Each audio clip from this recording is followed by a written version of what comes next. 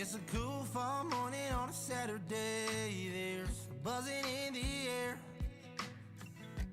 Boys got a home game. The whole city's gonna be there. And Kenny starts to fill up with the hometown crowd. The speaker plays Back in Black and the boys swarm out. But our biggest fans are up above, yeah, looking over our shoulders, sitting, waiting patiently for the end of the first quarter. When we wave to the kids that cannot play, put a big smile on their face every football Saturday. Yeah, we wave to help those kids let go, give the parents a little hope, bring those kids back home. When we wave, when we wave,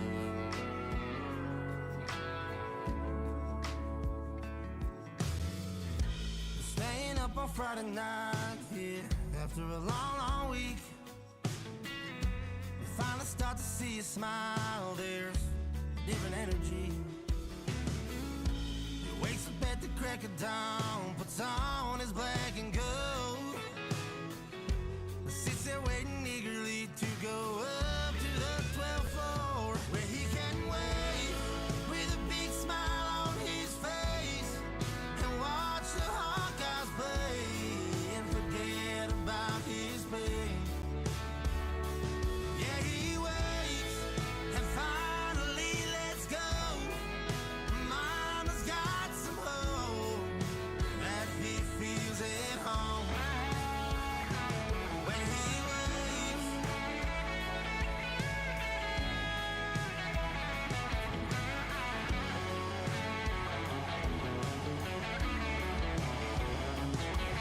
for the boys and girls who never made it home, we won't let you go. Always remember you. When we wave, remember that smile on your face. You're the reason why we play. The pain's finally away. And we wait for your family back home. Your memory will live on. They'll never be alone. When we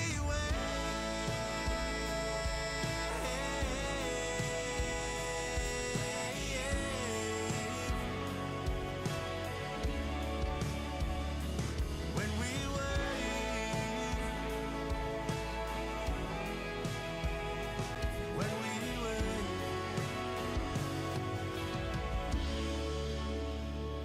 yeah, we wave.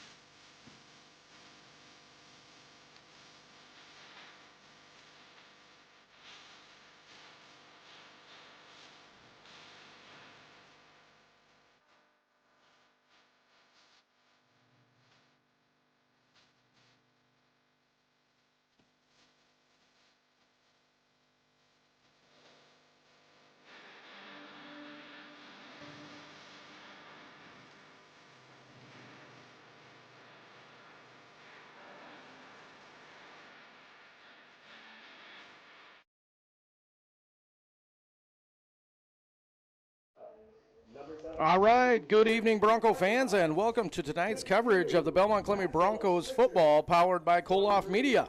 We're live from Conrad tonight as the Comets host your Broncos in a pivotal Week 5 matchup. Belmont comes in at 2-2 on the season, while BCLUW sits at 1-3. Both teams, Dylan, are hungry for a win to get the momentum rolling back on the back half of district plays to start the season. Yeah, and when you look at these two teams, they're really bringing contrasting strengths. Belmond-Klemme is leading on a balanced attack, averaging just over 210 passing yards per game and just about 129 rushing yards per game. Meanwhile, BCLUW is much more ground-oriented, racking up nearly 219 yards per contest, led by senior running back Wyatt Gold. Yeah, and let's talk about that Bronco offense, Dylan. Junior quarterback Brody Hefner has been steady through the air so far, completing over 60% of his passes for 835 yards. That sits at third in Class A football, and 9 touchdowns. The 9 touchdowns is actually second in Class A football right now. His favorite target has been senior Braden Doherty, who has already 25 catches for 379 yards and 3 scores. And then you add in Kyson Lamb's big playability with 229 receiving yards. And this passing game is tough to stop once they get going, Dylan. And absolutely, don't overlook the Broncos' backfield. Braden Wright has rushed for 128 yards and 2 touchdowns, and that's with missing the first game. As well as... Yeah, Hefner himself chipping in 137 yards too, Dylan, and 3 scores on the ground. Yeah, might not be eye-popping rushing numbers for the BCLUW, but their versatility forces defense to play honest, and they can rotate in 3 powerful running backs. Now, like you said with the Comets, as you mentioned, Dylan, their run game is based off of senior Wyatt Gold is the workhorse, carrying it 64 times for 395 yards and 7 touchdowns. Sophomore Ethan Shadlow adds another 272 and 1 score. That two-headed rushing attack has powered BCLUW to nearly 220 rushing yards per game, Dylan. Yeah, and that run game helps open up their passing attack. Quarterback Elliott McIntyre is thrown for 337 yards and 2 touchdowns, while also being a dual threat. On the outside, Golden and Shadlow are the key receivers, combining for 13 catches over 200 yards. So they might not pass as much as Belmont, but when they do, it's usually to keep the defense honest and set up the big play. So, Dylan, we'll have to see tonight. Will the Broncos' passing attack stretch the Comets' defense, or will BCLUW's power run game control the clock? 2 different styles clashing tonight here in Conrad, Dylan. And you can't forget, this is a huge game for district standings. Belmont's looking to get over 500, and if they win tonight, they will actually qualify for districts. And while BCLUW wants to bounce back and even up their district record, both teams will see this as a chance to make a statement. Like you said, Dylan, huge night for the Broncos, as if they come away with the victory tonight, it will put them at least in that 4th seed for the playoffs, and then they can move up from there based on the rest of the schedule. We're just minutes away from kickoff here in Conrad. The Broncos and Comets are set to collide, and we'll have all the action for you. Thanks again to our great sponsors. We'll step aside for a short break on the other side, and it's kickoff between the Broncos and the Comets. Stay with us. Financial planning can help keep your personal goals on track. But for some of us, a financial plan looks more like this. It includes building a legacy for your loved ones, college savings for your little ones. Maybe you're passionate about giving back to your community, or you want to pay it forward to causes you care about. At Thrivent, our business is helping guide your finances, but our ambition is to make it mean so much more. Thrivent, where money means more. See Josh Fauborg, Brian Kapka, or Michael Jennison in Belmont today. 641-444-3214. H&K Plumbing and Heating, your #1 source for innovative, energy-efficient, and eco-friendly Ruud, Amana, and Navian products. Call H&K Plumbing and Heating today, 641-444-3432 for your residential plumbing, heating, and cooling needs. H&K Plumbing and Heating, located in Belmont. Family owned and operated since 1999. Waldorf University's Tuition Match Scholarship matches the tuition at Iowa community colleges, as well as Riverland and RCTC in Minnesota. Waldorf matches the tuition rate, and so you're basically paying the price that you would for a community college, but for a 4-year university. So I looked at that and I was like, well, man, that's a really good deal. But yeah, I couldn't pass up paying the same tuition rate for a university as I would for a community college. To find out more about the Tuition Match Scholarship, go to waldorf.edu/tuition match today. Bronco fans, score big with fast fiber from ComOne, the local one. Our fast fiber internet will let you stream your Broncos when you can't make it to the game. Find out more online at comonenet.net today.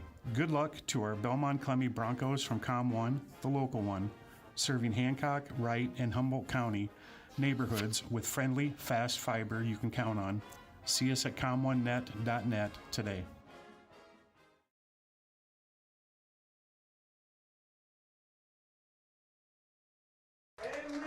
All right, we're back, Bronco fans, and myself, Kyle Wilkinson, along with my partner, Dylan Block.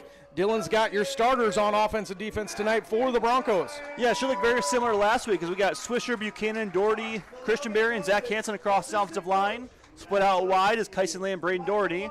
In the slot, Griffin Paulson. On tight end, Jackson Johans. Starting at our tailback is Braden Wright, and your quarterback is still the junior, Brody Hefner. And defensively for the Broncos, again, also looking very similar, as we get Juan Medina and Braden Hardman nosing up the defense, with Johans and now the kicked out Swisher to the ends.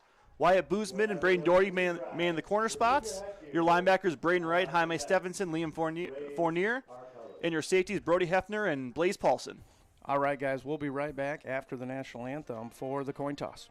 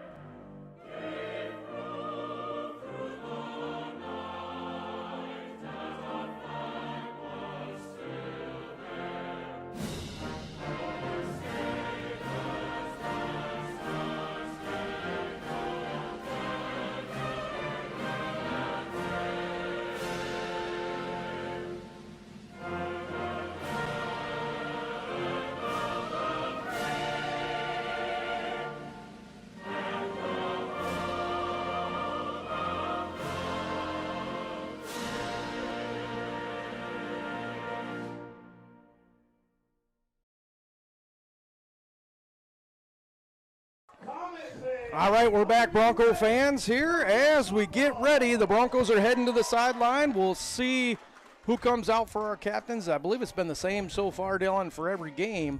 Yeah. Again, beautiful night of football in the upper 70s as well. Hopefully the Broncos stayed hydrated, drank a little pickle juice maybe, as it is a little hot down there.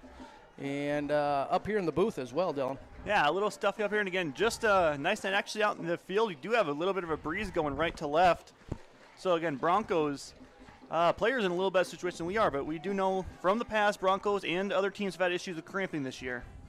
We do have another birthday on the sidelines, Dylan. Coach Hefner, who is the head JV coach and helps with special teams, turning the big 5-0 a couple days ago, or actually yesterday, I believe. I'm just kidding, Tommy. Tommy's only 41 years old. He looks 50, but he's only 41. Happy birthday again, Coach Hefner, as we got the captains out there. And it is going to be Zach Hansen, Braden Doherty, Griff Paulson, and Jackson Johans for the Broncos. Yeah, good group of seniors for the Broncos. And again, some players are going to be really hard to replace coming in next year. All right, just waiting to see what the official says, as they obviously do the coin toss before the game, and then they just do the mock one here. Belmont won the toss. Yep, the Broncos won the toss, and they're taking the ball, looking to put points on the board first. And so we will see the kick return team for the Broncos. Yeah, Broncos going left to right as you guys are looking at the screen. And again, Broncos, we've seen this out of Coach Faubourg a couple weeks now, winning the toss and electing to take the ball. So want to get his offense on the field, want to see if they can get an early lead to force the Comets to play from behind. All right, again, pivotal matchup if you're just turning in, as the Broncos, if they come out with the victory tonight, they do secure a spot in the playoffs this year as at least the 4 seed. They can certainly move up, as there's another key matchup happening tonight between the West Fork Warhawks and the Newman Knights. depending on the winner of that game, it will come down to another pivotal matchup next week against the West Fork Warhawks and the Belmond-Klemme Broncos, and that will be at West Fork. So here we go. We do have the Comets out on the field for the kickoff, and kicking off for them is going to be number 88, Mateus Keller. We have, looks like Blaze Paulson and Braden Wright as our deep men. We have Jaime as an up man, and looks like Kyson Lamb and Jackson Johans is that last line up there. And Swisher kind of being the odd man out, standing all by himself on the 40. Kind of an interesting lineup or layout for kick return. See if they can get a little electricity, because they've been really good in the kick return this year. And here we go. Kick is pretty deep. It's going to go to Blaze Paulson. He's going to return it on the 7, and he's going to make a few yards and make it up to about the 23-yard line for the Broncos. They'll start 1st and 10 from their own 23.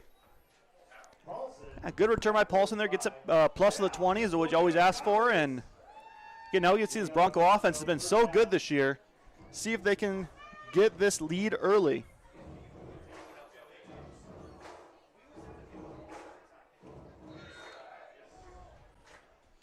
All right, here we go. They're coming out in that slot receiver formation with Griff Paulson, the senior.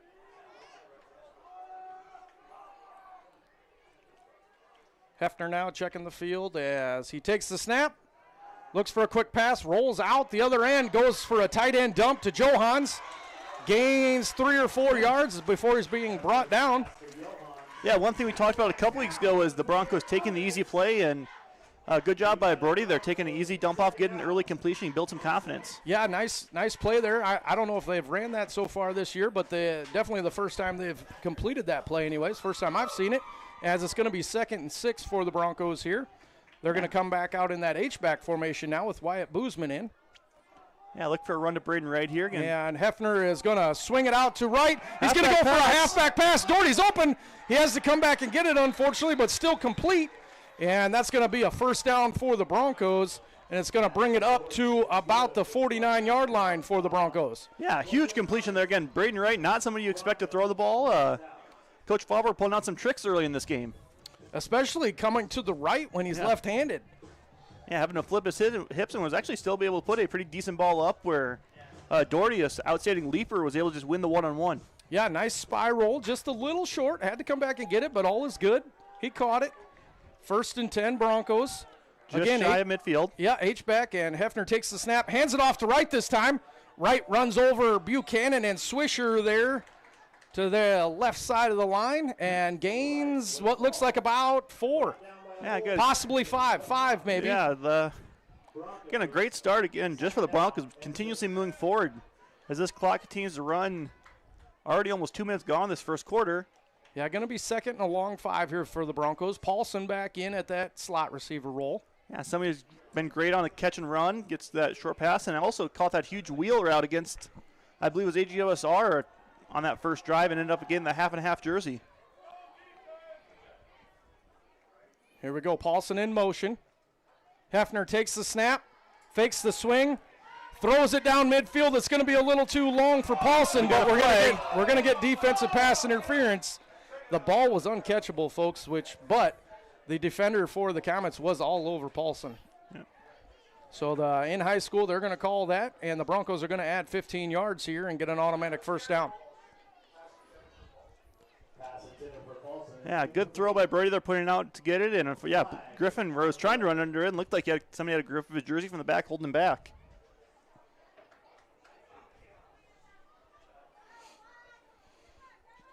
As they mark it off here. Will be 1st and 10 Broncos. And while they're walking up, the BCLUW mouthful there, Comets, run a 4-4 cover 3 defense. Looks like they got some big boys up front. Yeah, 2 notable defensive tackles, both pushing over 250. Again, apologies for the camera movement right now. Kind of their stud running back at middle linebacker. And Boozman goes in motion, comes back around. Hefner takes the snap. He hands it off to Wright. And he's going to be brought down immediately by Gould, the middle linebacker. That'll be the running back as well for the Comets. And it is a minimal gain of about 2. So it will be 2nd and 8 for the Broncos.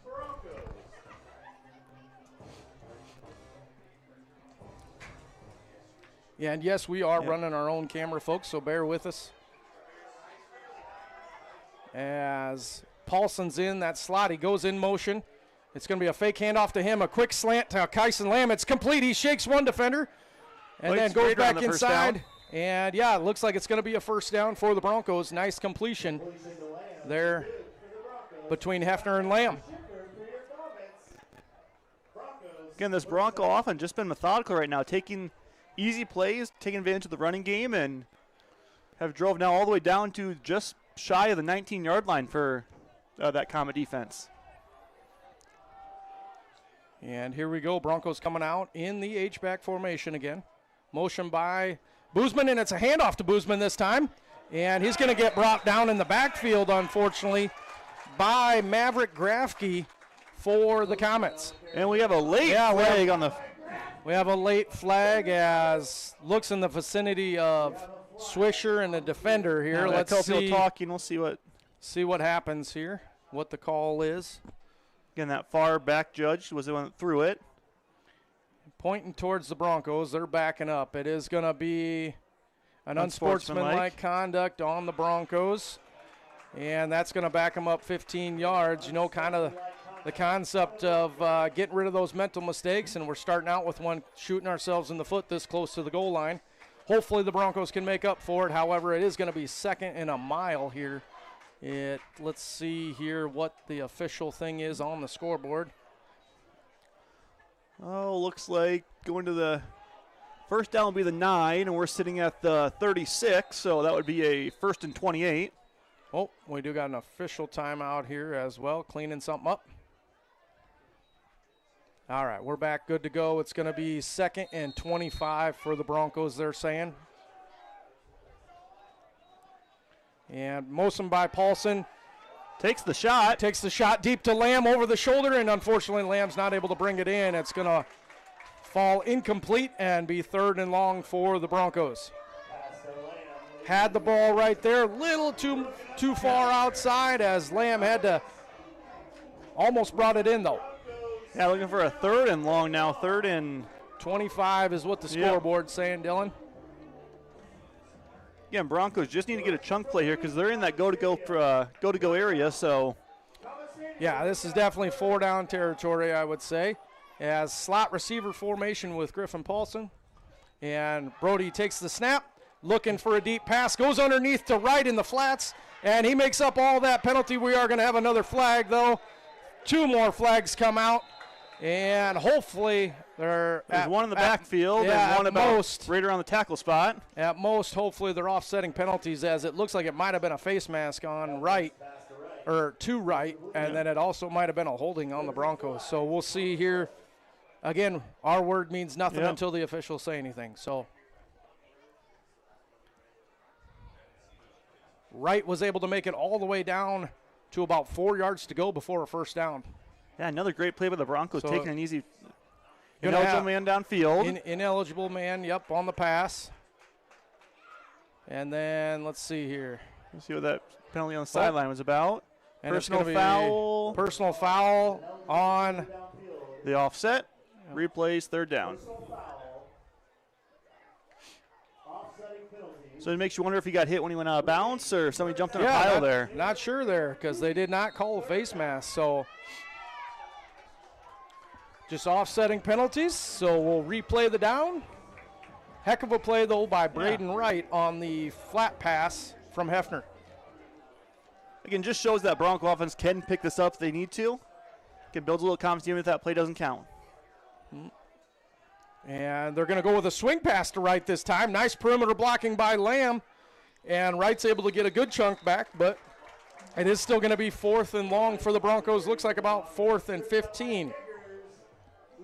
So Wright with about a 10-yard pass catch on that, Dylan. Yeah, as we talked about again, Broncos can't beat themselves. They're going to say he went out of bounds way before where I thought he was. So it's going to be 4th and we'll call it 18. Right around there. Looking just shy on the 30-yard line. And the Comets kind of switched up their defense. They're running now a 4-3 with 2 safeties out there.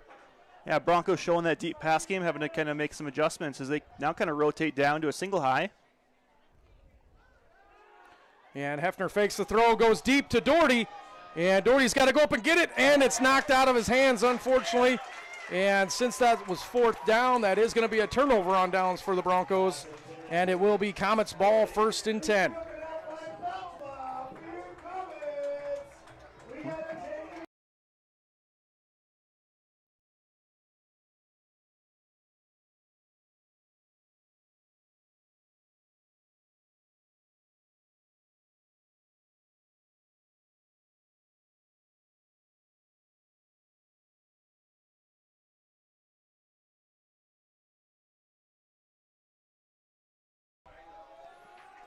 All right, we're back here, folks. Comets 1st and 10, lining up in an I formation. It's going to be a handoff to Gould, and he's going to be brought down by a host of Broncos there.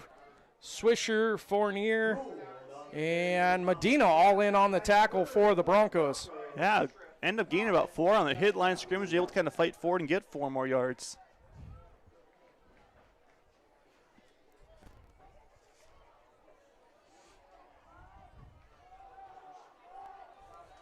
All right, here we go. 2nd and 6 as they come out with a twins formation. Still in the I formation is the Comets. And it's going to be a fake handoff rolling out here to the left. And quarterback's going to run, but he is stuck by Liam Fournier. Nice open field tackle by the junior linebacker. And again, that was one of the Broncos coaching staff's worries, is the quarterback is pretty mobile. That's going to be Elliot McIntyre for the Comets. And it will be 3rd and about a long 4 for BCLUW. Broncos coming in with that 4-3 look, 2 safeties. And it's going to be a handoff to Gould. And he's going to find some running room. He's going to have a 1st down. He's going to shake another tackle. And Swisher's the one that's able to bring him down. The defensive end able to chase him down from behind. Max Swisher. It's going to be plenty of running room there for the Comet 1st down. And they'll be on the Bronco 30 with just 30 yards to go here for the score. Hopefully the Bronco defense can step it up here and get a stop. Yeah, waiting on the down markers timeout. Yep, going to have an officials timeout here. Oh, looks like we had a broken chain down there in the down markers. Looks like the lead guy was running a little too fast and kind of yanked it right off the end of the back guy.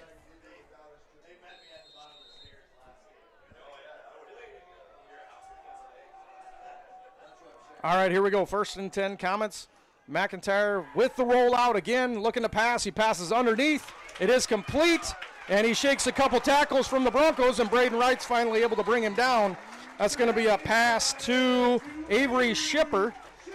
Yeah, right now Comets really doing what they want, a lot of those out routes. Again, had good coverage, but it looked like Jaime Stephenson just was a step late on it and not able to break it up. So far it's been missed tackles is the Achilles heel for the Broncos there, Dylan, as I think they've broken at least 6 or 7 so far. 2 on that play. Yeah, running some mental mistakes right now, missed tackles, a penalty on offense. Go ahead, Dylan. Broncos got to clean their game up. Handoff to the fullback for the Comets, and he's brought down just shy of the goal line by Max Swisher. And I didn't get a number there on the fullback. Let's see when he comes back here. Number 25, I believe, and that's Ethan Shadlow. And the Comets are going to be on the 2-yard line.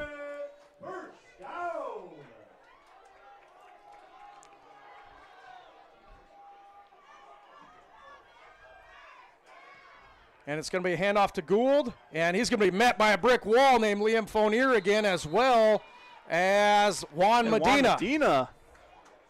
Stopping him short for no gain. Again, that's what you need as the Broncos here. Start to get some negative plays, and again, see if you can hold either to a 4 and out if they choose to go for it. Right now looking 2nd down, or if they even hold them to a field goal. It does look like maybe they gained a yard on that. They're down to the 1 now. Still with that twins I formation here. And it is going to be a fake handoff, roll out. A quarterback's going to take it. And Wright is able to stop him first. Swisher came in to clean it up. Let's see if. And it looks like they're spawning about the half-yard line, so it's going to be 3rd and goal on. The ball is just, there's got to be a few pieces of grass between the ball and the goal line right now, folks. And this is the typical formation where you want to see that fullback run, see if the Bronco noses are ready as Braden Hart and Mawan Medina. Pretty risky play call for the Comets as they've been running the ball well to go with a pass option on that. As the Comets are going to hand it off to Gould. He's going to get stopped again by the Broncos, and they're going to push him back. They're not going to let him fall forward. Nice job by the Bronco defense. Looks like first contact. As Brody's Hefner, in there. the safety blitz again by Brody Hefner. Brody stops won the Max. play. Looks like the three that made contact. And we that- are now looking at maybe even lost a couple inches. They're looking at a 4th and maybe a couple toenails. I would say 4th and 3/4 of a yard. Yeah.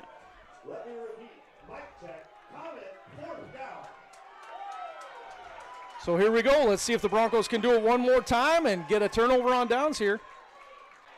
And it's going to be a handoff to the fullback, and he unfortunately walks in, folks, as Shadlow is going to make the first touchdown for the Comets on the, we'll give him a 1-yard run.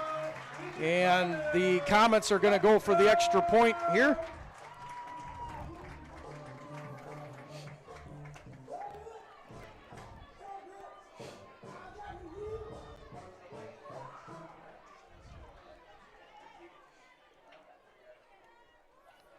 It will be Keller again on for the extra point for the Comets.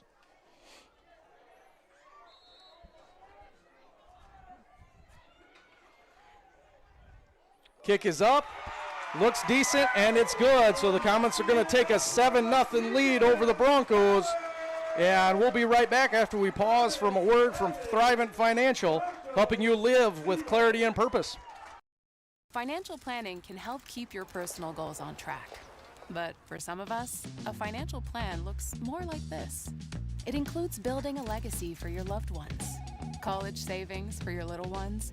Maybe you're passionate about giving back to your community, or you want to pay it forward to causes you care about. At Thrivent, our business is helping guide your finances, but our ambition is to make it mean so much more. Thrivent, where money means more.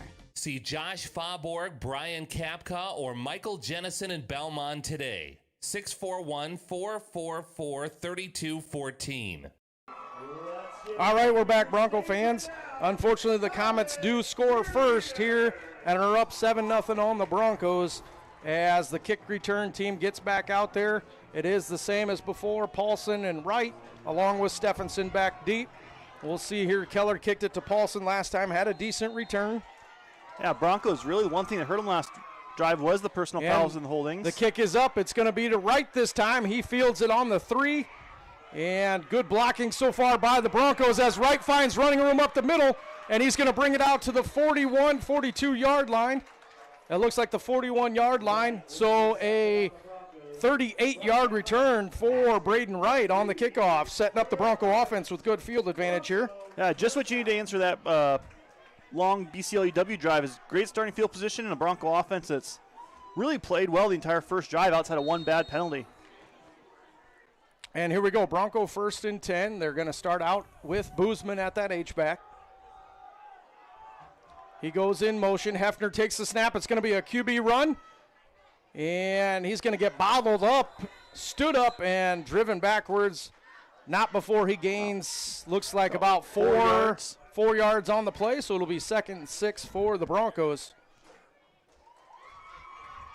Again, great first play again. Broncos still moving forward. Only negative plays have been their penalties. Other than that, they've gained positive yards every play. And here we go. Broncos come up to the ball again in that H-back formation. Yeah, Ruben Guido now in at running back, so a little bit different look for the Broncos. And Hefner goes with the quick slant again to Lamb, and he's able to almost get the first down. He's got to be inches away. Good completion again, mid-range completion from Hefner to Lamb, and that's going to bring us to 3rd and inches. And we'll see if we see a running play out of here. We'll see if we see that quarterback sneak or at least another quarterback power by Hefner. Yeah, again, 2 best runners in the game right now for short yards with Brody and Ruben, and we'll see who gets it as Brody is going to line up in that pistol formation, so it has been kind of shown the run-up sneak on this. Yep, motion by Boozman as a handoff to Guido, and he's got enough for the first down. Nice straightforward north and south run there by Ruben Guido as he's going to pick up the first down for the Broncos. Your Ruben Guido kid not looking to make guys miss, wants to make impact, make contact, and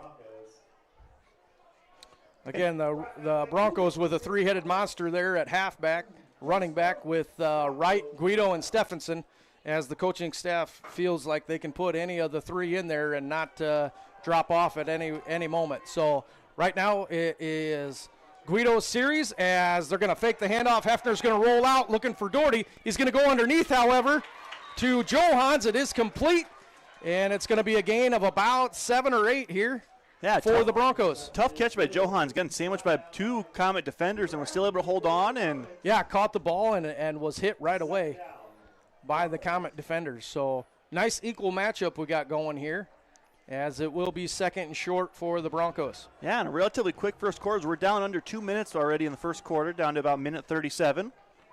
Yeah, the clock hasn't stopped much here, as a lot of completions. Paulson goes in motion, fake handoff, and it's going to be a quarterback keeper.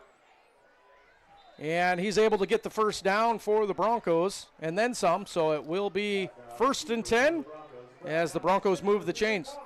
Yeah, Broncos keen to move the ball. This is where they started to shoot themselves in the foot last drive, though, is, again, 2 really bad back-to-back penalties that gave them a bad situation to be in. We'll see if they kind of cleaned up their act. Coach Faubourg kind of talked that line. And yeah, hopefully we've overcome it, and we can just play the game we play. Here we go. Hefner in shotgun, Guido beside him, Paulson out in the slot. Hefner takes the snap, looking to pass. He's going to pass it over to Paulson. It is complete again. Again, Comet defenders right on top of him, though. It's going to be a minimal gain of about 4 yards for the Broncos. 2nd and 6, it's looking like. Yeah, in the end, that's exactly what you want as the Broncos, though. Moving the ball forward, taking easy passes. Again, clock continues to run here, as I forgot to start it. Down to 41 on the actual game clock. I'll try to get that synced back up as quick as possible. Well, 4-yard gains will get a first down every time there, Dylan, as, again, we're back here in the passing attack for the Broncos. Hefner takes the snap, gets it out to Paulson again. It is complete. Shakes one defender. The next 2 get him, but it won't be before a Bronco first down on that pass play between Hefner and the older Paulson brother, Griffin Paulson, the senior. Yeah, 19.7 on the game clock. So, again, Broncos don't need to run another play in this first quarter if they don't want to. We'll see what they like as Braden Wright checks back in here. And the clock does run. We'll see. It doesn't look like the Broncos are going to hurry. They're more than likely going to take it to the second quarter. And with that, we will take it a break as well and hear a message from Crop Builders LLC and Channel Seeds, supporting local growers with trusted expertise. At the heart of the new and enhanced Channel Seed are the relationships we build with our farmers. You'll experience expert guidance on your farm through year-round customized service provided by your local Channel Seed Pro. In Goodell and Kanawha, talk with Tom Burke of Crop Builder LLC. He has over 5 decades of experience and is now offering Channel Seeds and Bayer Chemistry. Call 641-512-8131 and go Broncos from Tom Burke, your Channel Seeds dealer in Goodell, Belmond-Klemme, and surrounding areas. H&K Plumbing and Heating, your #1 source for innovative, energy-efficient, and eco-friendly Ruud, Amana, and Navian products. Call H&K Plumbing and Heating today, 641-444-3432 for your residential plumbing, heating, and cooling needs. H&K Plumbing and Heating, located in Belmont, family-owned and operated since 1999.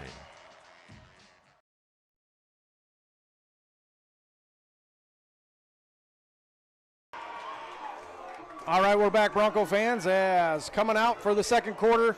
Broncos unfortunately are down 7-0 to the Comets. Looking to score here, though, as we're just shy of what they would call the red zone. Broncos are on the 21-yard line. Yeah, fresh set of Bronco downs here. Start the quarter, 1st and 10. And here we go, Broncos in that H-back formation as the official again needs a timeout. Something isn't quite right. And there we go, the whistle.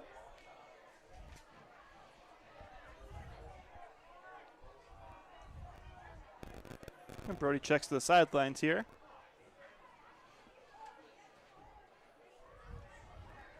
Hefner takes the snap. It's going to be a fake handoff to right, a quick slant to Doherty. Doherty's able to catch it, and he's going to make it into the end zone for his 4th touchdown of the season. And it'd be Brody Hefner's 10th touchdown pass of the season as well. Nice 21-yard completion on the quick slant as Doherty caught it and avoided a nice hit by the safety that was just waiting for him and able to run it in up the middle of the field for the score, as it's going to be the Broncos 6, the Comets 7, and Braden Doherty will go ahead and try to add the extra point and tie up the ball game.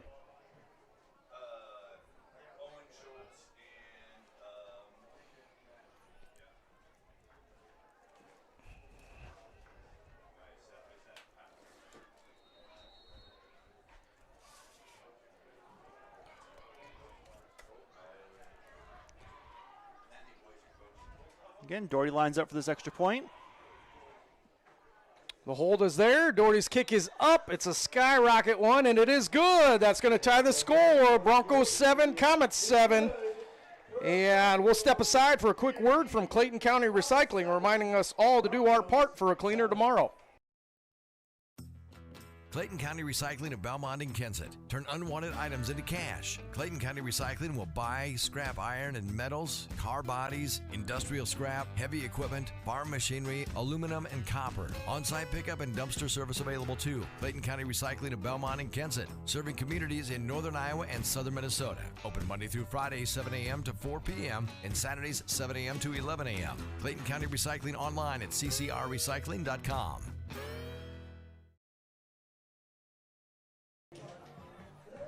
All right, we're back, Bronco fans, as the Broncos get lined up to kick, all tied up here, 7 apiece, as Braden Doherty comes out again, getting ready for the kickoff. Deep for the Comets is going to be number 1, Madden Helms, and number 21, Gould, the running back for the Comets.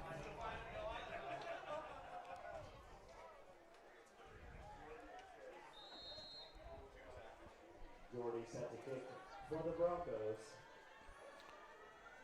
Doherty's kick is off, and it's a deep one, as Helms has to go all the way back. It's going to be another touchback.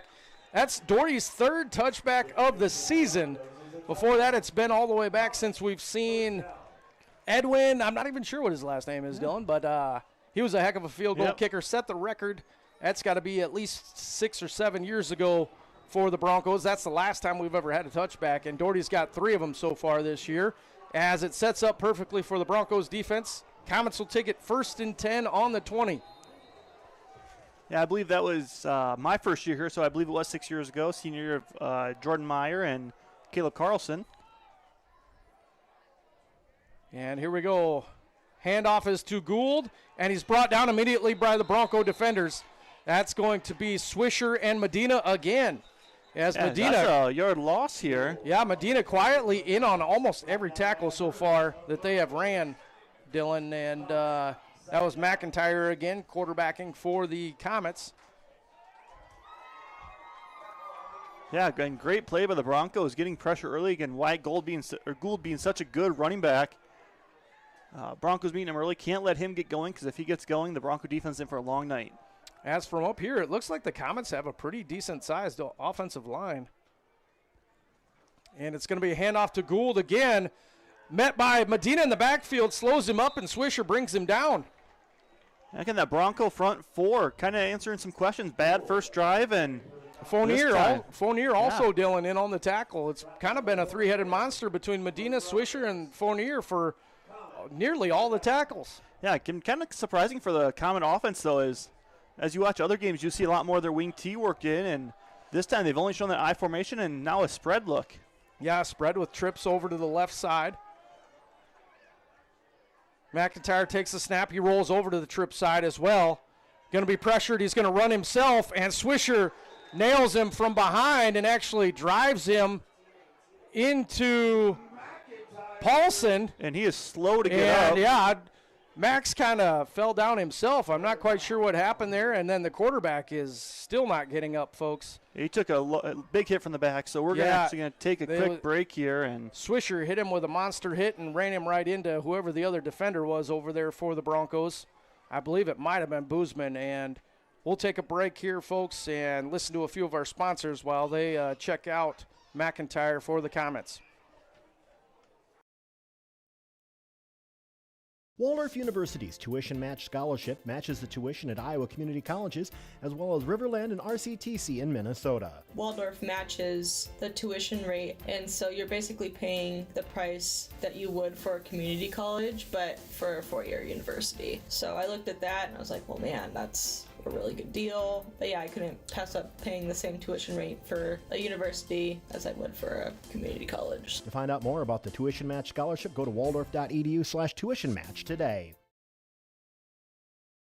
Greenbelt Bank and Trust in Belmont has the financial products and services to satisfy your personal and business needs. With electronic banking, checking and savings accounts, as well as loans, insurance, and trust services, count on Central Iowa's premier bank, Greenbelt Bank and Trust in Belmont, and go Broncos.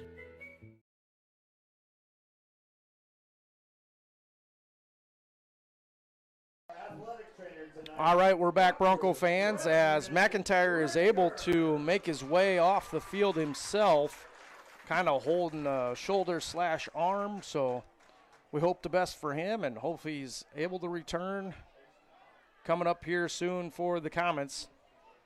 But it is 4th down, 4th and 6 for the Comets, so we will see the punt team out there. Looks like one of the linemen is punting. Can't read his number from up here yet, but we'll get it to you as soon as we can. Wright is back deep. Picked the punt up off the ground, so it's not going to be very good, and it's going to be downed at the 36-yard line, 37-yard line, so only about a 12, 15-yard punt at most for the Comets. So that sets the Bronco offense up in great position here to answer with another score and take this lead. Huge break for the Broncos there. Almost had the block as they had 3 rushing. He was able to get it off, just not very well. And here come the Broncos, 1st and 10 on the 37-yard line. Again, Broncos now it's Blaze. Yep. Younger Paulson in now. Gets the handoff on the jet sweep. Right out blocking in front. He's able to make a cutback lane and almost get the first down for the Broncos. Let's see where the official spots it. He's going to spot it just short. And it's going to be 2nd and inches for the Broncos. Yeah, a 9.5-yard gain. Again, Blaze at this point is averaging just about 10 yards a carry on his 2 carries this season as Paulson checks in for Paulson. Yeah, nice little change up there, bringing in the younger sophomore. A little bit more speed than his older brother. Yeah, and Blaze really kind of made his name known for defense this year, saving multiple tackles out of that free safety position. And here we go. Older brother back in. Griffin at the slot receiver. He goes in motion this time. Fake handoff to him. Pressure. And pressure on Hefner as he rolls out. A lot of space. And, yep, he's finding some green grass for the Bronco first down. I'm quite shocked there isn't a holding call back here.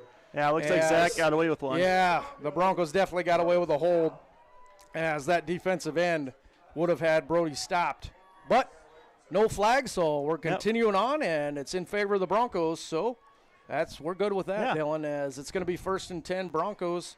Let's see here on, looks like about the 18-yard line.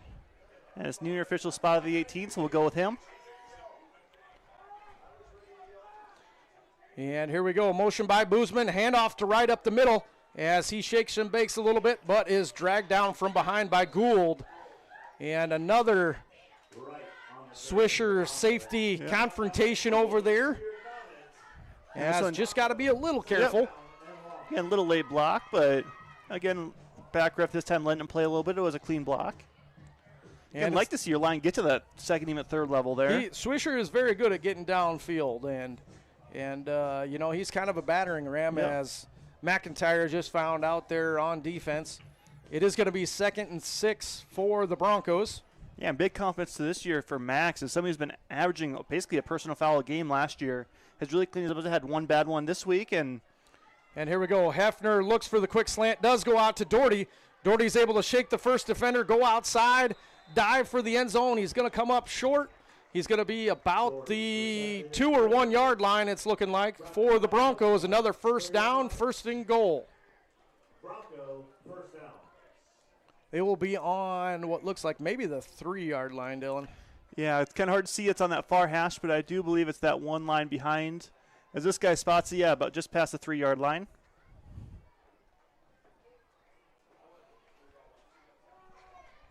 Again, that Bronco offense really getting whatever they want on that quick passing game. Now it's Wright and Hefner. Hefner takes it himself on the quarterback keeper, and he's able to find the end zone for the 3-yard score for Brody Hefner, and the Broncos are going to take the lead 13-7 over the Comets. I'd assume we're going to see another extra point here as Paulson runs onto the field with the kicking block. Kicking block, there you go.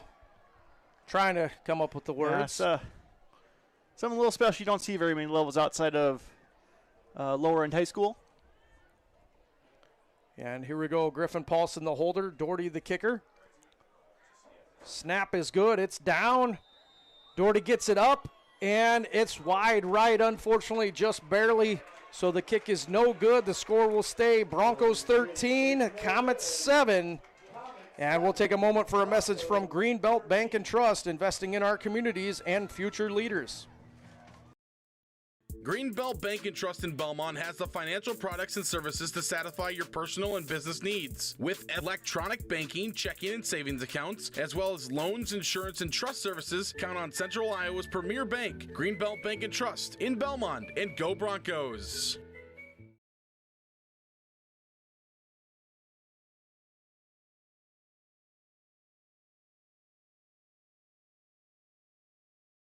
Waldorf University's tuition match scholarship matches the tuition at Iowa community colleges, as well as Riverland and RCTC in Minnesota. Waldorf matches the tuition rate, and so you're basically paying the price that you would for a community college, but for a 4-year university. So I looked at that and I was like, well, man, that's a really good deal. But yeah, I couldn't pass up paying the same tuition rate for a university as I would for a community college. To find out. All right, we're back, Bronco fans, as Doherty kicks it deep to Helms again, and he's able to return this one. And it's going to be the he's going to miss a few tackles. He's going to make the corner. It's him in a race with Blaze Paulson, and Paulson's able to push him out of bounds at about the 32-yard line. Flag on that far side, though. Yeah, a couple of them got into it. I think, unfortunately, Ruben Guido was over there on the side, and we'll see here. I'm guessing it's going to be an unsportsmanlike on somebody. Hopefully not the Broncos.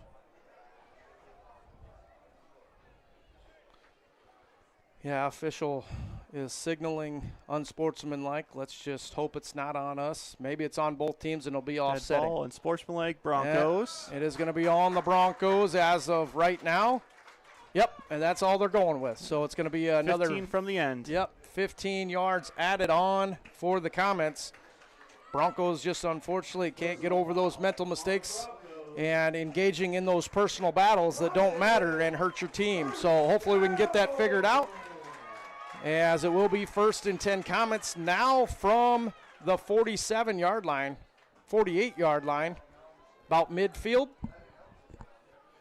Yeah, again, a great kick coverage by Blaze to save the touchdown, but unfortunately just some extracurriculars the Broncos got to cut out right now. It is going to be Madden Helms at quarterback for the Comets, and he's going to hand it off to Gould, and he's going to be swallowed up by the Bronco defenders. It's going to be Paulson and Stephenson in on and the Hefner in there as well. I'm sorry, Hefner instead of Paulson. Sorry about that.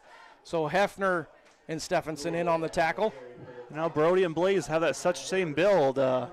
Helms looks much different out there than McIntyre. Yeah. As McIntyre, kind of a small quarterback, Helms is not that small. Yeah, two very different plays out. I think this is going to have to change that the BCLUW offenses. That passing game will not be the same without that starting quarterback. He's still trying to work that shoulder out on the sideline. And here we go. Helms now is going to hand it off to Gould again. And cuts back. Cuts back, but still swallowed up by the Broncos. Breaking free. Shakes several tackles as, for some reason, the Bronco defenders thought he was down and just stopped. Gould kept his feet moving and was able to get up, gain a 6-yard gain on that. It's going to be 3rd and 4 for the Comets. Yeah, the Bronco defense kind of wrapped him up and just thought they were going to hear the whistle and never came. Gould kept fighting forward and was able to spin off a tackle. I believe that was of Hartema.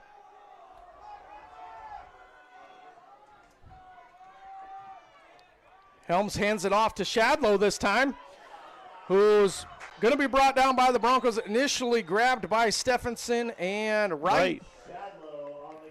And great job by Braden kind of standing him up there as Jaime bounced him outside, and Jaime finished Braden finished the play. As now we're looking at for a 4th and 3 without starting quarterback. Broncos see if they can get a little pressure, as BCLUW is going to have to take a timeout here. Yep, and with that timeout, we're going to take one as well. And let's pause for a word from Thrivent Financial, helping you live with clarity and purpose. Financial planning can help keep your personal goals on track. But for some of us, a financial plan looks more like this. It includes building a legacy for your loved ones, college savings for your little ones. Maybe you're passionate about giving back to your community, or you want to pay it forward to causes you care about. At Thrivent, our business is helping guide your finances, but our ambition is to make it mean so much more. Thrivent, where money means more. See Josh Faubourg, Brian Kapka, or Michael Jennison in Belmond today. 641-444-3214.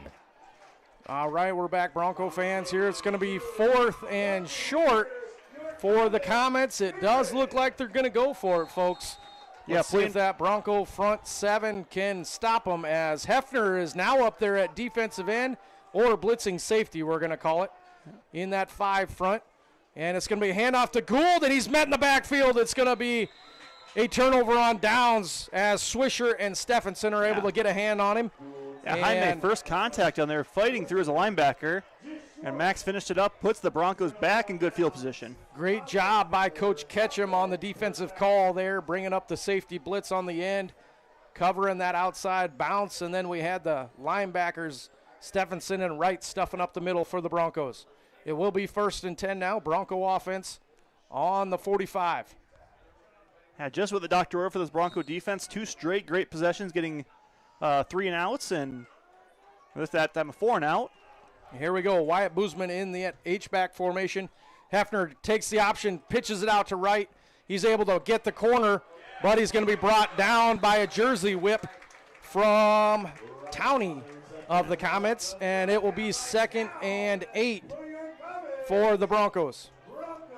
Yeah, good job by Braden get to the corner. Unfortunately, it's not able to shake that one-on-one tackle, as, again, BCLUW is doing a good job flying to that ball and, again, holding the Broncos out of those big plays that they've been so successful with this year. Again, like to see Coach Faubourg draw up one of those shot plays to Doherty, as he's been able to consistently beat his corner, and he has about a couple inches height advantage on him here. Here we go. Paulson in the slot receiver formation. Hefner takes the snap, drops back to pass. Looking deep. He is going to have to scramble, and he passes it, just gets rid of it, but it does get past the line of scrimmage. Should not be a flag for intentional grounding. Let's hope not. Like they were calling Doherty in the area. And again, I saw official point to him as he was running back. Yeah. And again, it could have been because Hefner was not out of the tackle box, so again, you do have to have a receiver in the area. We did, though, so it doesn't matter. It's still going to be 3rd and 8 for the Broncos. Yeah, and a lot of officials are a little more generous when it comes to that of if you're getting hit, they might expect a little shorter throw, but as long as it's going in the direction of a player, they'll give them benefit of the doubt, and looks like they got Brody one there. And here we go. Let's see if hopefully we drew up a 10-yard pass play here as Hefner takes the snap, but we do have a Bronco timeout before the play happened. So time now for a message from Crop Builders LLC and Channel Seed, supporting local growers with trusted expertise. At the heart of the new and enhanced Channel Seed are the relationships we build with our farmers. You'll experience expert guidance on your farm through year-round customized service provided by your local Channel Seed Pro. In Goodell and Kanawha, talk with Tom Burke of Crop Builder LLC. He has over 5 decades of experience and is now offering Channel Seeds and Bayer chemistry. Call 641-512-8131 and go Broncos from Tom Burke, your Channel Seeds dealer in Goodell, Belmond, Klemme, and surrounding areas. All right, we're back, Bronco fans. Broncos finishing their timeout here. Comets are on the field. It is 3rd and long for the Broncos. Yeah, Broncos kind of a weird situation here, just shy of the 50. You makes you wonder, are you going to go 4-down territory, or with as well as your defense is playing, do you take the punt and trust them? Well, let's just hope, Dylan, that we get a 1st down on this play. We don't have to worry about it. As Hefner takes the snap, fakes the swing, Goes up the middle to Doherty, and he's wide open. And he's going to be on the races to the end zone, folks. What was that? A 55-yard pass from Hefner to Doherty for another Broncos score. As Doherty was left wide open in the middle of the field, Hefner was able to find him, and he was off to the races. It's going to be 19-7 in favor of the Broncos, as I'm guessing we'll possibly have Doherty in for the extra point. They might think about going for 2 here, though.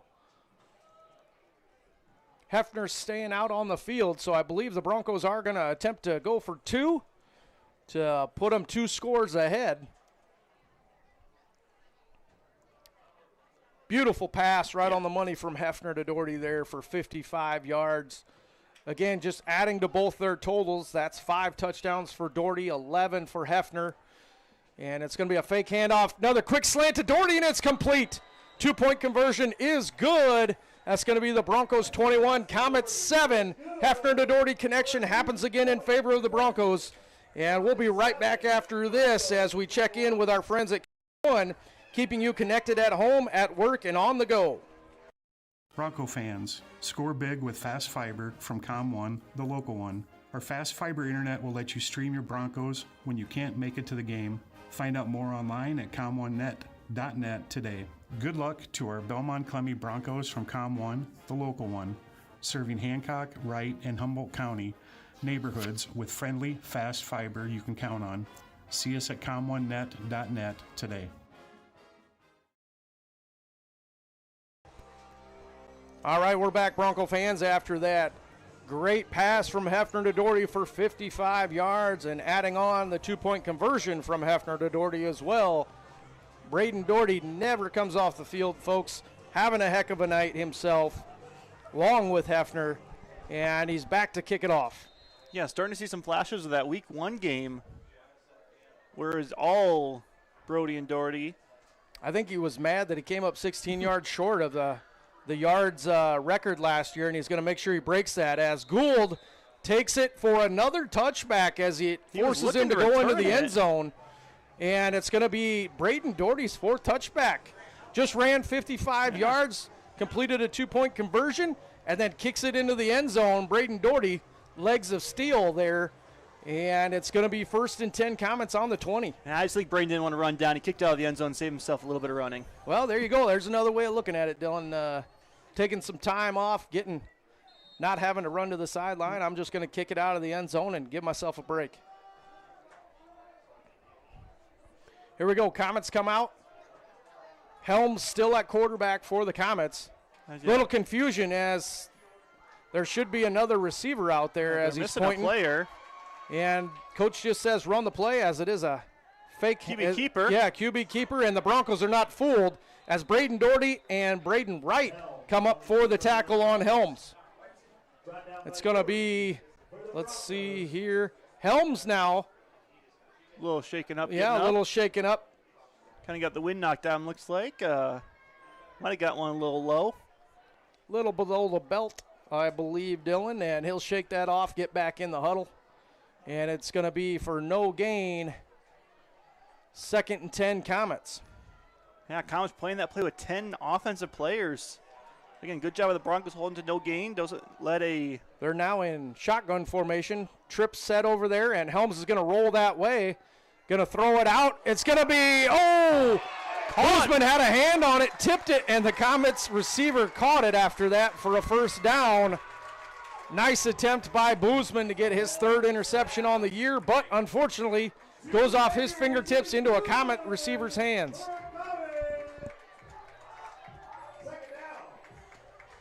Yeah, again, a great throw there by the backup quarterback. Just gets it over the corners, outreached arms, and again, great concentration by the BCLUW receiver to come down with that. Yeah, Boozman just jumped a tad bit early, I think, Dylan, there. It is going to be Comet 1st down, like you said. They're back in that I formation. Helms hands it off to Shadlow up the middle. He finds some running room, is met by Hefner, though, at the 1st down marker. As Hefner took the brunt of that one, but was able to wrap him up and bring him down.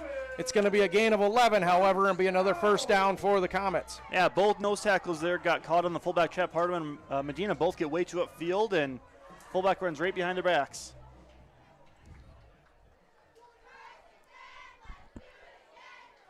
Here we go, 1st and 10 on the 48-yard line for the Comets. Helms looking to take the snap under center.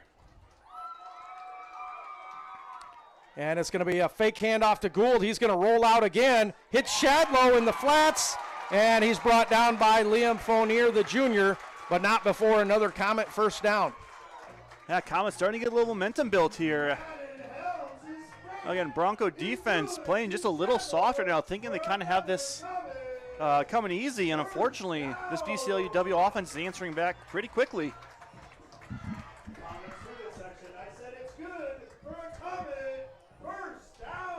All right, here we go. 1st and 10 for the Comets. They're now on the opposing 48-yard line. Helms under center, the I formation. He hands it off again to Shadlow up the middle, and he's brought down by Wright and a couple from the defensive line. Looks like Swisher in on the tackle as well. Yeah, gained just shy of 5, maybe 4 yards here. And yeah, it looks like about 2nd and 6 for the Comets. Again, this Bronco defense need to get some answers pretty quick. Again, 2 straight great drives getting pressure, and now getting BCLUW bringing the contact and meeting the Broncos before they even get out of their stance.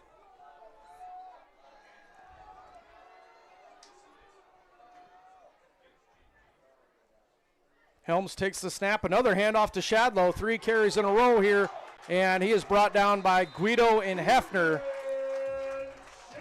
But not before a Comet first down again, as the Comets must have figured out a hole in the Broncos defense. We've always kind of said the Broncos don't have a favorable run defense. Unfortunately, a little undersized is the Broncos defense. Yeah, we'll see if they make some adjustments, blitzing up the middle as we get a whistle. It's going to be a timeout for the Broncos. And with that, we'll take a moment for a message from Greenbelt Bank and Trust, investing in our communities and future leaders.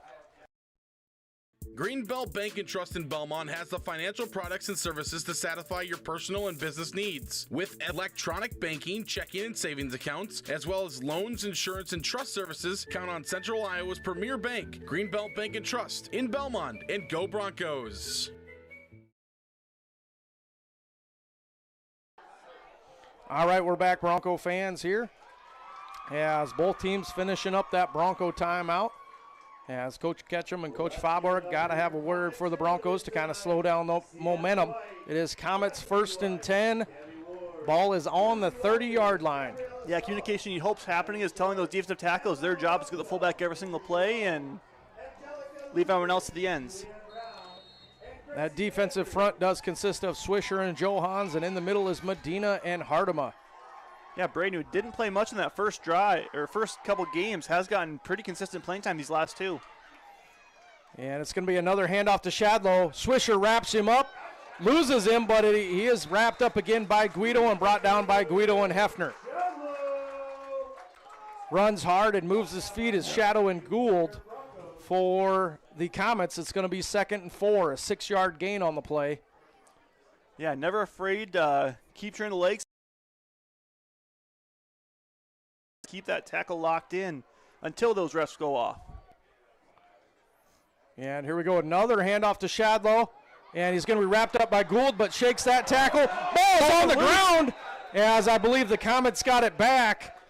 And I think that was Liam Fournier again, the junior, went for the tackle. Might have been Liam, might have been Ruben, went for the tackle and knocked the ball out. Liam Fournier was on the Player of the Week for JV every week last year, now getting his chance to start on a Friday night as a junior, and he's taken full advantage of it so far this year, being one of their outstanding linebackers for the Broncos defense.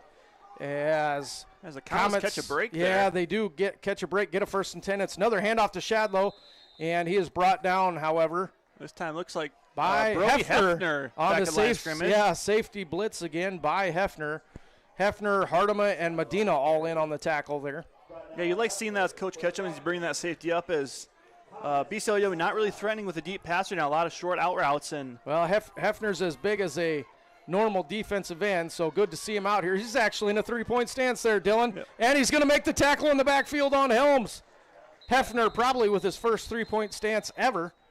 We do get a timeout from BCLUW. Yep, it is going to be a timeout. Comments with that, we'll take one as well. And let's send it to our sponsor, H&K Plumbing and Heating, trusted for service and comfort year-round.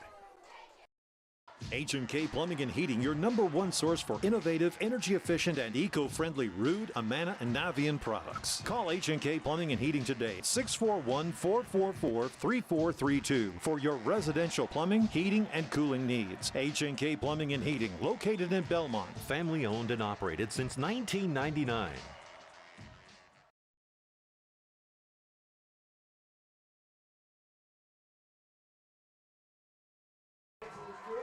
All right, we're back, Bronco fans. As again, Hefner with a decent stop off the edge against Helms, the quarterback. It is 3rd and 9 for the Comets. They are on the 11-yard line, so they are able to get a first down if they make it to the 2, however. Big in the Bronco defense here. Needs to stop for little or no gain. Going to be a fake handoff to Gould. Helms is going to roll out, go in the flats again. The underneath throw to Shadlow.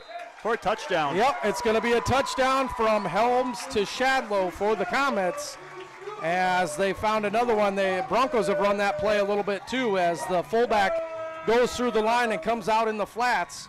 And it will bring the score, Broncos 21, Comets 13, as they're going to set up for the extra point kick for Keller.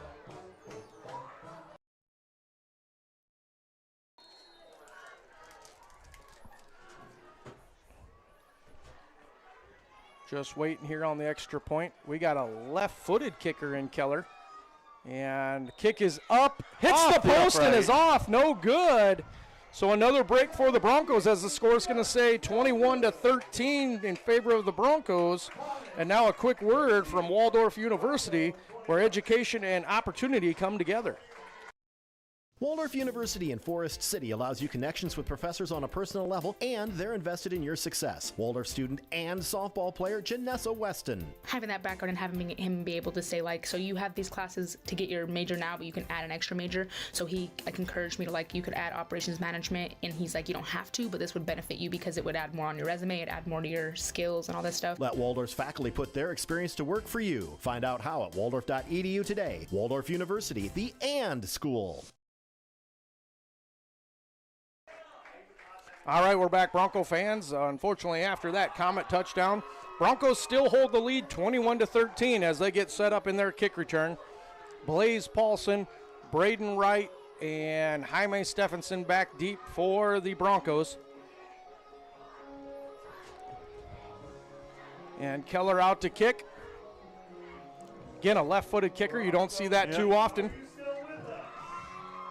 On the front line for the Broncos, Fournier, Doherty, Hanson, Paulson, and Barry. And the kick is kind of a sideways kick. Lamb picks it up for the Broncos, gets as many yards as he can, finds a little hole. Yeah, he's able to get to the sideline and is brought down finally, it looks like at about the 38-yard line. So decent field position for the Broncos to start their run here. 1st and 10. Yeah, 46 seconds left in the half here, so Broncos are going to have to go quick. We know how efficiently the Broncos can score on the deep pass, so again, see if they can get their athletes down the field. Braden Doherty, or again, even Jackson Johans, who caught that pop pass last week for the long touchdown. Let's see here if we see that 2-minute formation here for the Broncos, 2-minute offense, and they are going to go into trips. Both Paulson brothers out there at the same time, and it's going to be a screen out here to the younger Blaze Paulson, who is met right away by a Comet defender. And it's going to be a minimal gain for the Broncos. Pass was complete. Just unfortunately, Blaze Paulson being tackled right as he caught it. 35 seconds left on the clock, as I believe the Broncos called the timeout. Yep. With that, we'll take one as well here. And pause for a word from Thrivent Financial, helping you live with clarity and purpose. Financial planning can help keep your personal goals on track. But for some of us, a financial plan looks more like this. It includes building a legacy for your loved ones, college savings for your little ones. Maybe you're passionate about giving back to your community, or you want to pay it forward to causes you care about. At Thrivent, our business is helping guide your finances, but our ambition is to make it mean so much more. Thrivent, where money means more. See Josh Faubourg, Brian Kapka, or Michael Jennison in Belmond today. 641-444-3214. All right, we're back, Bronco fans. Broncos just finishing their timeout here. Comets have taken the field in their defense. Yeah, Broncos, no gain on that. Looking, again, 39 seconds left. Really time for probably 3 plays. They did put 4 seconds back on the clock for the Broncos. 39 seconds to go here. Broncos set up in that trips formation to the right. Paulson, and Doherty. Lamb on the single side. It is another screen to Doherty over there. As he's got blockers, he is able to go to the sideline, however, and get knocked out of bounds, so the clock will stop. It will be 3rd and short for the Broncos after that completion. Yeah, it looks like just trying to get it inside of Brody's arm length here to take a chuck shot, and again, just north of 30 seconds. Comets playing a prevent defense over here, kind of nothing behind them. 32 seconds to go here, Dylan. With the weapons the Broncos had, Kyson Lamb looks like he does have one-on-one. Those safeties are playing a lot closer than you would expect on that prevent. Doherty now with the one-on-one on the opposite side as trips formation. And it's going to be a give and go here. And Paulson with one hand on it, unable to bring it in. It's going to fall incomplete and be 4th and short. Now 27 ticks left on the clock as the Broncos tried to go for it there with the fake screen and then hit Griffin Paulson in the middle. Pass was just barely off, unfortunately, as the Broncos are going to choose to punt the ball. Yeah, I don't want to risk not getting here 4th down and giving BCLUW a chance to come back and even get the score evened up. Pin the Comets deep and either make them take it to halftime or try and play with 27 seconds to go here as Braden Doherty is the punter for the Broncos. And he's going to run it, folks. It's a fake. He's got a lot of room. He's got a lot of room, and he gets a 1st down for the Broncos. Whoa. Oh, way bad. Very unfavorable spot. Must have stepped out of bounds is the only thing I can imagine there. That is we have a discussion going on over there. Horrible spot. I mean, Braden Doherty ran out of bounds after the chains for sure. The only question, did he step out of bounds earlier when he's kind of tiptoeing that sideline?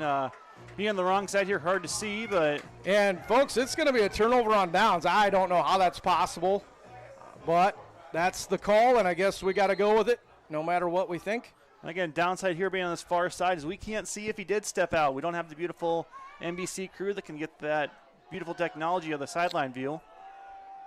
And here we go, 1st and 10 for the Comets. Helms takes the snap, hands it off to Shadlow. He finds room up the middle again and is brought down by Hefner at the safety position. And the clock's still running, folks. We'll see. There's no timeouts being he's called. Gonna take one with one more play, it looks like he's aiming for. And it is going to be a timeout with 3 seconds to go here. Kind of a weird play call. I don't know if maybe they got a field goal kicker that can kick it that far. Here, they're trying to say where the Chuck play is going to be the last play of the half and not have to worry about anything. Yeah, take a shot maybe. I don't know if he comes out and runs it. I'm not quite sure what the timeout was for, but here we go. They did call a timeout. We'll stay with you right here as they figure out what play call they're going to do, and hopefully the Broncos can respond with a defensive stop. Yeah. Again, we are still looking at the back quarterback because that starting quarterback of BCLUW is still sitting at the sideline trying to work that elbow, maybe shoulder out. Yeah, he hasn't really moved from the bench here, Dylan, so it's not looking too promising. Yeah, it looks like they took his helmet away as well. So yeah, he's going to go to halftime. It's not looking. We'll see if he comes out in street clothes. I wouldn't be shocked. We wish the young man well, and hopefully he's able to come back, if not this game, next week, and continue his season. As the Broncos defense is now set up, they are going to have Braden Wright deep. Let's hope the Broncos are smart here. Can expect some kind of trickery, some kind of hook and ladder trick play. If for any reason there's a pass interference call, they will get an untimed down as well. So 3 seconds to go. This will be the last play of the half, barring any penalty. And they are going to go for a Hail Mary pass. Helms' ball is up, and it's intercepted by, of course, Braden Doherty for the Broncos. He's got room. He's got some running room, and it's going to be a nice block by Johans there as Doherty is running out of room, unfortunately, and it's going to be tackled. But again, another defensive turnover And another interception for Braden Doherty of the Broncos, having a heck of a night. That does bring us to halftime, though, folks. And the Broncos lead 21-13 over the Comets. We'll be right back for the second half after this. Clayton County Recycling of Belmond and Kensett. Turn unwanted items into cash. Clayton County Recycling will buy scrap iron and metals, car bodies, industrial scrap, heavy equipment, farm machinery, aluminum, and copper. On-site pickup and dumpster service available too. Clayton County Recycling of Belmond and Kensett, serving communities in northern Iowa and southern Minnesota. Open Monday through Friday, 7 a.m. to 4 p.m. and Saturdays, 7 a.m. to 11 a.m. Clayton County Recycling online at ccrrecycling.com. Financial planning can help keep your personal goals on track. But for some of us, a financial plan looks more like this. It includes building a legacy for your loved ones, college savings for your little ones. Maybe you're passionate about giving back to your community, or you want to pay it forward to causes you care about. At Thrivent, our business is helping guide your finances, but our ambition is to make it mean so much more. Thrivent, where money means more. See Josh Fauborg, Brian Kapka, or Michael Jennison in Belmond today. 641-444-3214. You mess with one man, you got a song.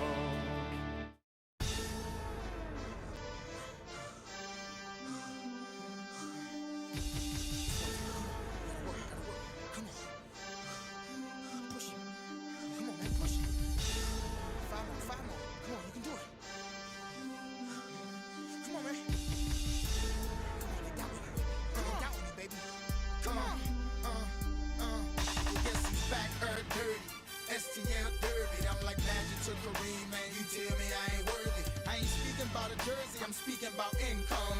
Did you hear that, Elizabeth? Here come the big one. I put more money in the community than you got in your budget. I put my put your advance to the toilet and flush it. My last stance be a stance of a General Custard. I hot dog cause I can. I got the cheese and mustard. I got the stats of a Hall of Fame in just 2 records. That's why I'm back up at the Super Bowl with Julius Peppers. I got that can't stop, won't stop in my vein. That's why they can't stop, won't stop screaming the name. Nelly, Nelly. Go tell a friend to tell a friend. I'ma keep the same grin whether I lose or win. Up or down 10, I'ma fight to the end. Let's go. Ain't no way they can stop me now, Daddy, cause I'm on my way. I can feel my ring coming. It's the blood of a champion pumping deep inside my veins. Too much pride to be running. I'ma get what I can and more, even if my blood, my sweat, and my tears don't mean nothing. It's the heart of a champion. It's the heart of a. It's the heart of a. And I'm the first pick, first round, signing bonus profound, playing for his hometown, repping for the home crowd. Buckle like Michael Red. Tell him again, it's buckle like Michael Red. Hear what I said? The MVP of the game, intensity still the same. I'm shooting out from my range with Peyton Manning tight aim. Can't stop me from scoring, so they result to just hacking. So that's 3 of us now. Me, AI, and Shaqin'. Come and look to the eyes I say.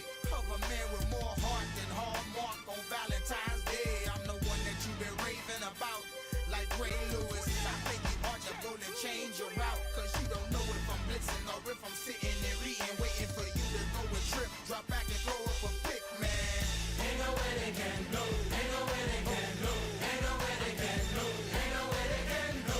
Ain't no way they can stop me now, Daddy, cause I'm on my way. I can feel my ring coming.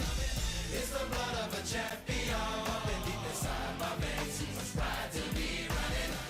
I'ma give what I can and more, even if my blood, my sweat, and my tears don't mean nothing. It's the heart of a champion. It's the heart of a. It's the heart of a. It's like a big time decision made on how I could twerk it. If hard work pays off, the easy work is worthless. My work habit ain't no habit, man. I do it on purpose. I push myself to the limit so my talent is surface. So now it's curtains and drapes on anybody who hates, disliking what I'm reciting, biting what I've been writing. I've been dog fighting, scratching and clawing on every height, trying to make you remember me like you remember the Titans, cause I'm a warrior. My daddy was a soldier, a Vietnam vet, a little dirty. I thought I told you I'm supposed to whip up your town and test the roasters. Even like Folgers, man. I'm young, black, and rich, as good as it gets. And giving your point guard fits. Think he the same pressure, but he ain't seen. Oh, ain't no way they can know. Ain't no way they can know. Ain't no way they can know. Ain't no way they can know. Ain't no way they can stop me now. Cause I'm on my way. I can feel my rain coming. It's the blood of a champion pumping deep inside my veins. Too much pride to be running.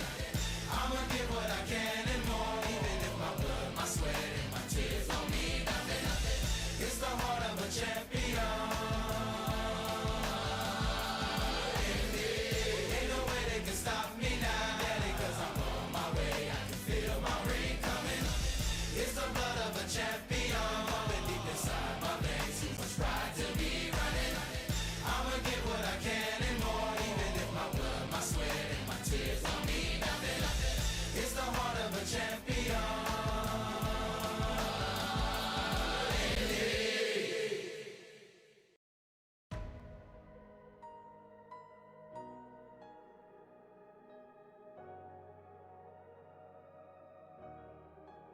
I'll be the last one standing, 2 hands in the air, I'm a champion.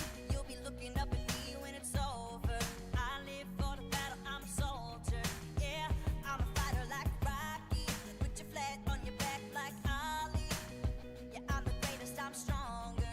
Bet my dues, can't lose, I'ma own ya. Hey, I've been working my whole life, and now it's do or die. I am invincible, unbreakable, unstoppable, unshakable. They knock me down, I get up again. I am the champion. You don't know my name, you can't hurt me now. I can't feel the pain. I was made for this, yeah, I was born to win. I am the champion. When they write my story, they're gonna say that I did it for the glory. But don't think that I did it for the fame, yeah. I did it for the love of the game, yeah. And this is my chance I'm taking. All them old records I'm breaking. All you people watching on the TV, you go ahead and put your bets on me. Hey, I've been waiting my whole life to see my name in lights. I am invincible, unbreakable, unstoppable, unshakable. They knock me down, I get up again. I am the champion. You don't know my name, you can't hurt me now. I can't feel the pain. I was made for this, yeah, I was born to win. I am the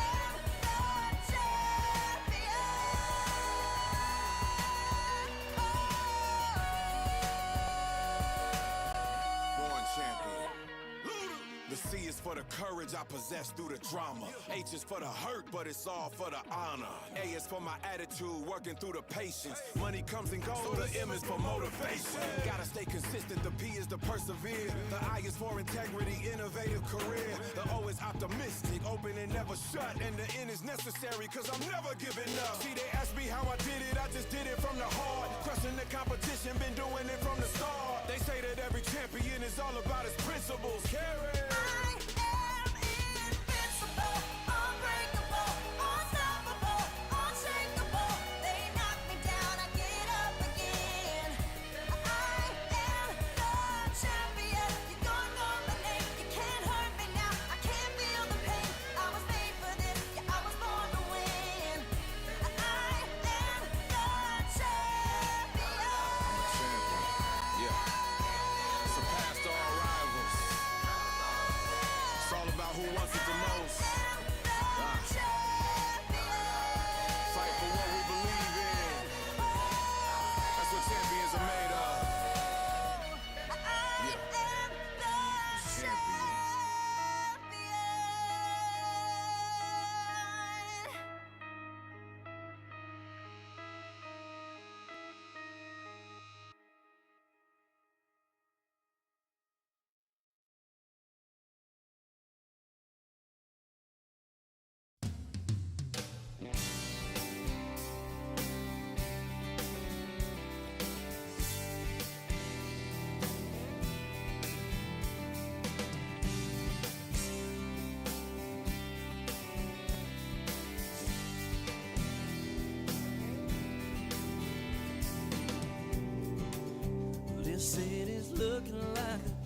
ghost town.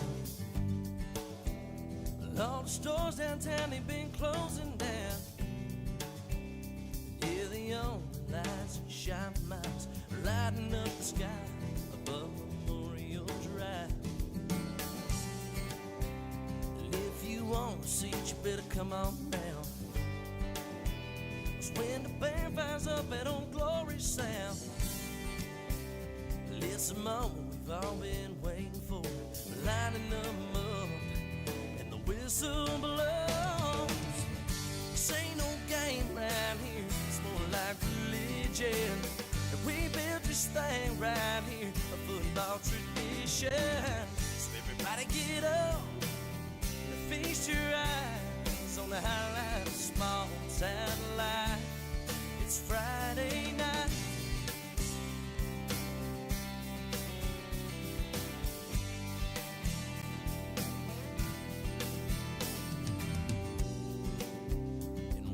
State would be a miracle, but man, we did it back in '54. And if the Baptist church prays Sunday morning, we might just stand a chance with the help of the Lord. This ain't no game right here, it's more like religion. And we built this thing right here, a football tradition. So everybody get up, feast your eyes on the highlight of small town life. It's Friday night.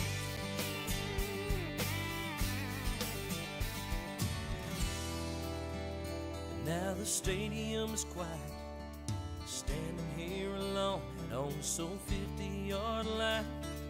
If I listen close, I can hear battle cries of all the heroes come and gone before I was alive. The memories of 4th and 3, now that rival game is coming back to me.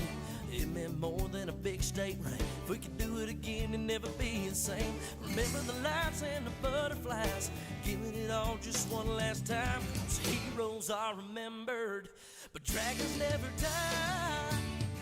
This ain't no game round here, it's more like religion. We built this thing right here, a football tradition. So everybody get up, feast your eyes on the highlight of small town life. It's Friday night.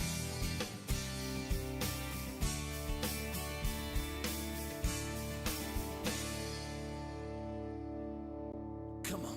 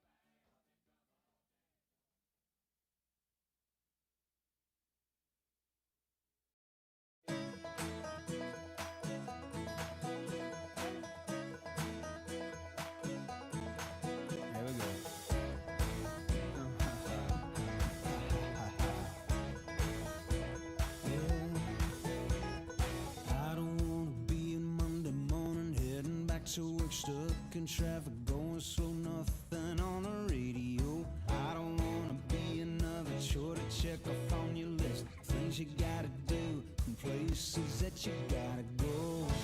Oh, no. I wanna be your Friday night sweet ride, summertime sunshine, barefoot in the moonlight.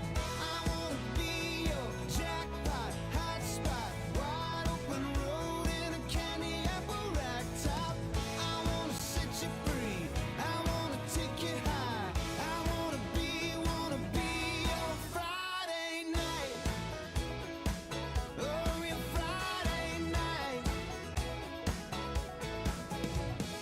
We can rock together, let the good times roll forever. Fill up our cup, make a memory, drink it up. I don't wanna miss another minute, wanna live it with you. Neath the blue sky, falling in love. I wanna be your Friday night sweet ride, summertime sunshine, barefoot in the moonlight. I wanna be your jackpot, hot spot, wide open road in a candy apple rack top.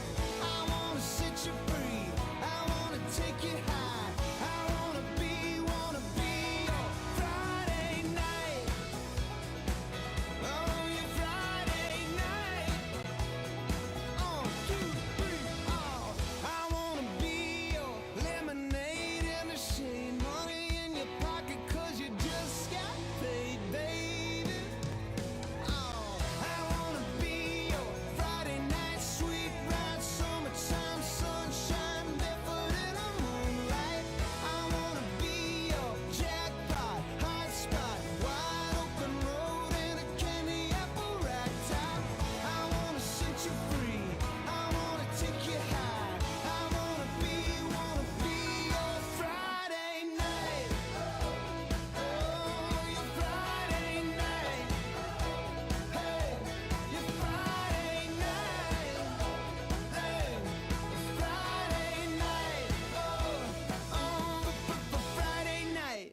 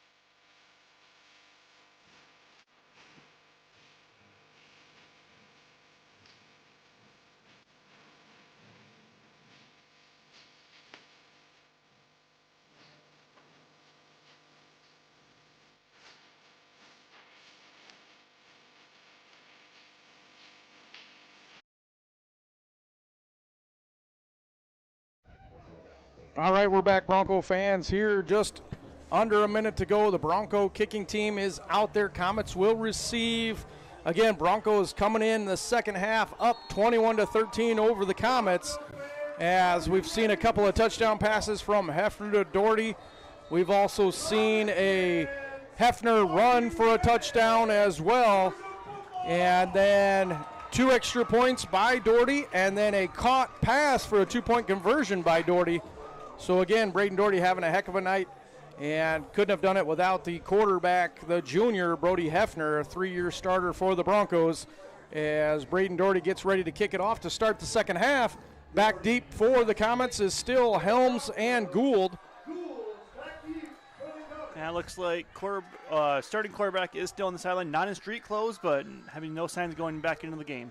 Yep, and Doherty's kick kind of pooched a little bit to the left here and is picked up by Mushnick of the Comets for a minimal gain. They are going to start on about the 32-yard line, though. And so about mid-range starting position for the Comets. And it'll be 1st and 10 here. Helms back out there at quarterback for the Comets, as you said. Unfortunately, McIntyre is still sitting on the bench. Not in street clothes, but like you said, Dylan, it does not look like there is any intention in putting him back in the ballgame. Broncos out in that 4-3 defense, 2 safeties. Comets in the I formation. It's a handoff to Shadlow, and he's met it right at the line of scrimmage. And he is met by a blitzing linebacker, Braden Wright, for the Broncos, and brought down immediately. They're going to give him a half yard, it looks like. So 2nd and 9 for the Comets. Yeah, and unfortunately I was able to run into one of the chain gang guys at halftime, and they did say that Braden did step out, and the spot was good. When he tried to cut upfield, his foot went a little wide and stepped on the white. All right, Helms takes the snap. It's going to be a fake handoff to Gould, and he's going to throw the ball up and over Liam Fournier's outreached hands, but it is going to fall incomplete, intended for Shadlow. Yeah. It'll be 3rd now and 9, Dylan. Yeah, great response to the Bronco defense. Kind of ended that half on a low note, giving up that long touchdown drive, and again, looked like they've kind of regrouped at half. Coach has got them lined back up, and now forcing the BCLUW Comets to a long 3rd down. When the Comets do pass it, it seems like we see the same passing play every single time, Dylan, as they're going to come out in kind of a spread formation, a trips formation, I take it, as they get all lined up correctly. Helms in shotgun. Near side flood here. And he's going to roll towards the trip, goes underneath again, and he's going to step out of bounds before being hit by Doherty. And that's going to be to Avery Shipper for the Comets. It is going to be bring 4th and 5 for the Comets. They are going to go into punt formation. Their punter is going to be Owen Case. Back deep for the Broncos is going to be Braden Wright. About safety center field position is going to be Blaze Paulson. And just in case we see another shallow punt, that way we can have a returner as Stephenson jumps up there and almost blocked by Johans again as Wright calls for a fair catch and does catch it. It's going to be about the 42-yard line. I'm sorry, the 37-yard line start for the Broncos. It'll be 1st and 10. Nice defensive stop and nice defensive start for the Broncos for the second half. 11 minutes to go here in the 3rd quarter now. Broncos lead 21-13. Yeah, exactly what you asked for the Bronco defense. Responds quick in the start of the second half and gets that possession right back in favorable position for the Bronco offense. Here we go. Broncos starting out with the H-back formation. Wyatt Boozman in the ballgame. Jackson Johans at tight end. Right at halfback, and he gets the handoff, and he's going to find some running room up the middle. Swisher's able to hold him up and let him keep running. Better be careful, though. He can't pull him. That's a penalty. And they're going to let Wright get all the way 9-yard gain, it looks like. Close to a 1st down, maybe. It looks like by that spot, just about a yard short. Yeah, Swisher, it looked like carried him a couple of extra yards there, Dylan. You don't see that too often. I kind of ran into him and just said, oh, look what I found, and that pile fell forward, and Broncos fortunate to get another extra yard or 2 on top of it. And there we go, 2nd and 1 for the Broncos here. About as good a 2nd down as you get as the H-back formation. Another, fake handoff by Hefner, and he's going to go deep to Doherty, and in Doherty's hands and out as he's hit by the defender. Would have been a great grab. Unfortunately, falls incomplete. It'll be 3rd and manageable, 3rd and 1 here for the Broncos, as Doherty just unfortunately couldn't haul that one in. Yeah, I love that play call, though, by Coach Fauberg. Knowing you have 3rd and short and know you have such a great short yardage situation, why not take the chance? And Doherty was just about one fingertip off of coming out with an amazing catch. It almost looked like Doherty was supposed to run an in route as Hefner faked it, but then Doherty zagged outside as he was open. It was a nice ball by Hefner, and it will bring up 3rd and 1 for the Broncos. Boozman in at that H-back, goes in motion. A power run by Hefner, and he's able to get the first down, and then some. Getting to the outside, he's going to be taken out of bounds by the Comets. And not before a first down. They're going to make it to the other side, the 41-yard line. I'm sorry, 39-yard line, if I could count how a football field works. It looks like, right between that 39 and 38-yard mark. Great run by Hefner. Is kind of to break a couple tackles right at the line of scrimmage, one right off the end, and then second one, the cornerback coming down to run support. Here we go, 1st and 10 Broncos now in the slot back. Griffin Paulson in the slot receiver role. Hefner takes the snap, looks to a quick pass to Griffin Paulson, and it's unfortunately a little too high. It will fall incomplete, be 2nd and 10 for the Broncos. Yeah, Brody trying to just get that ball out quick and get the ball moving forward. Unfortunately, Griffin has grown up to about 5'10", but fortunately threw out like he was 6'4". Yeah, that pass will work as the Comets have a safety playing deep off of that slot receiver role, and I think Coach Fauborg was just trying to take advantage of that. As we see the same formation go out there. And Hefner this time a quick slant to Lamb, and he's driven out of bounds and tackled after he's out of bounds. Oh my goodness, no flag. Again, whipped around and thrown down. Yeah, just was clearly out of bounds, and the Comet player whipped him around on the ground.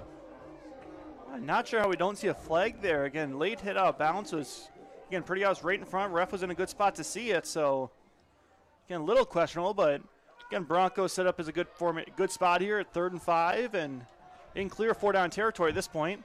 Here we go, Broncos, same formation. And going to go out to Doherty, and unfortunately falls incomplete again, and it's going to be 4th and 5 for the Broncos. We'll see what Coach Fauborg calls here, as it could go either way if you want to pin him deep, or we go for it. Yeah, knowing Coach Fauborg, again, has such a great offensive mind, and we're going to go for it, Dylan, it looks like, as the offense is staying put. Doherty's staying out at receiver. Yeah, look at 2 big players here. Again, Jackson Johans leaking out of that tight end position, and the ever reliable slot receiver Griffin Paulson. We haven't seen that tight end screen in a while, Dylan. Let's see here what we got. And it is going to be a rollout pass for Hefner.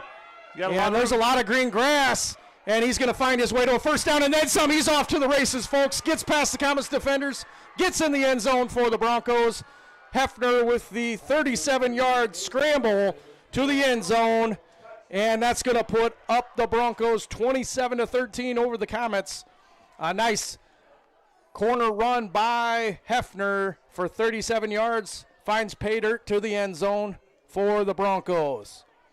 His combined 4th touchdown, as he's had a hand in every touchdown so far for the Broncos. And they're going to line up to go for the extra point. Braden Doherty, the kicker. Griffin Paulson, the holder.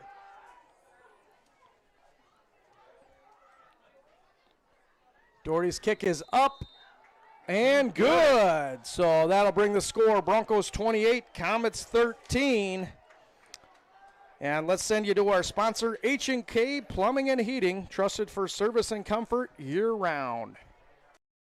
H&K Plumbing and Heating, your #1 source for innovative, energy-efficient, and eco-friendly Ruud, Amana, and Navian products. Call H&K Plumbing and Heating today, 641-444-3432 for your residential plumbing, heating, and cooling needs. H&K Plumbing and Heating, located in Belmont, family-owned and operated since 1999. All right, we're back, Bronco fans, after that nice quarterback keeper run by Brody Hefner, just trying to get the first down. Saw a lot of green grass and was able to cut through a few Comet defenders and find his way to the end zone for a 37-yard touchdown run. Braden Doherty now set to kick off after making that extra point. He is 3 for 4 so far on extra points. Yeah, Braden Doherty again. 2 for 3, I apologize. 2 for 3 because they went for 2. Conversion. Yep.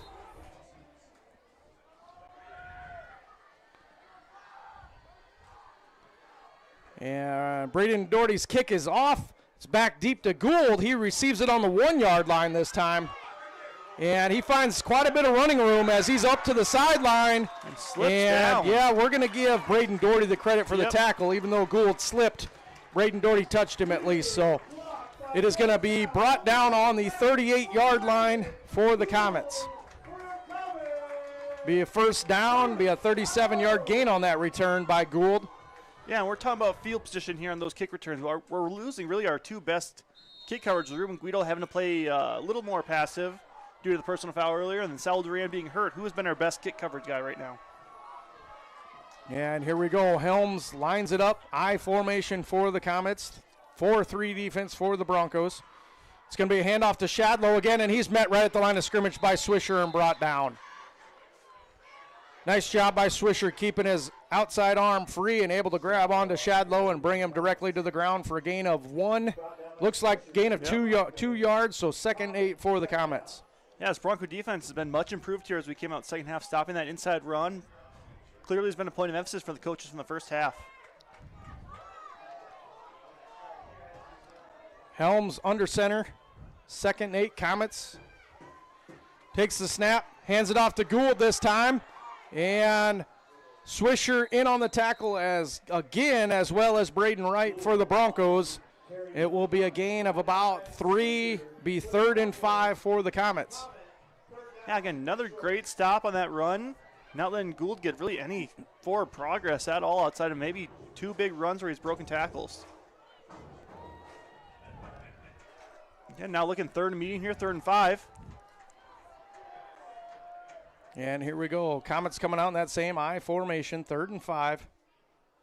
And it's going to be a fake to Gould, roll out, pass play, looking for the underneath route. Helms is going to run it himself. He is going to get a first down.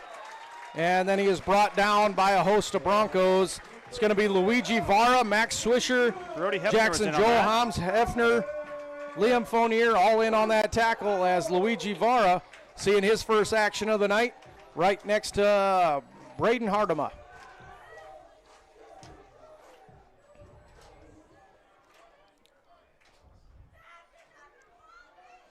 Other than that, defense looks the same.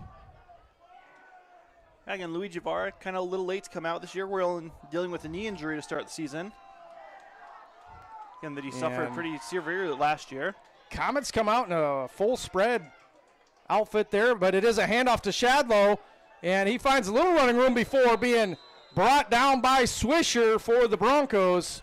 Yeah, that's a second huge hit by Swisher in the game. Swisher with the big hit on Shadlow.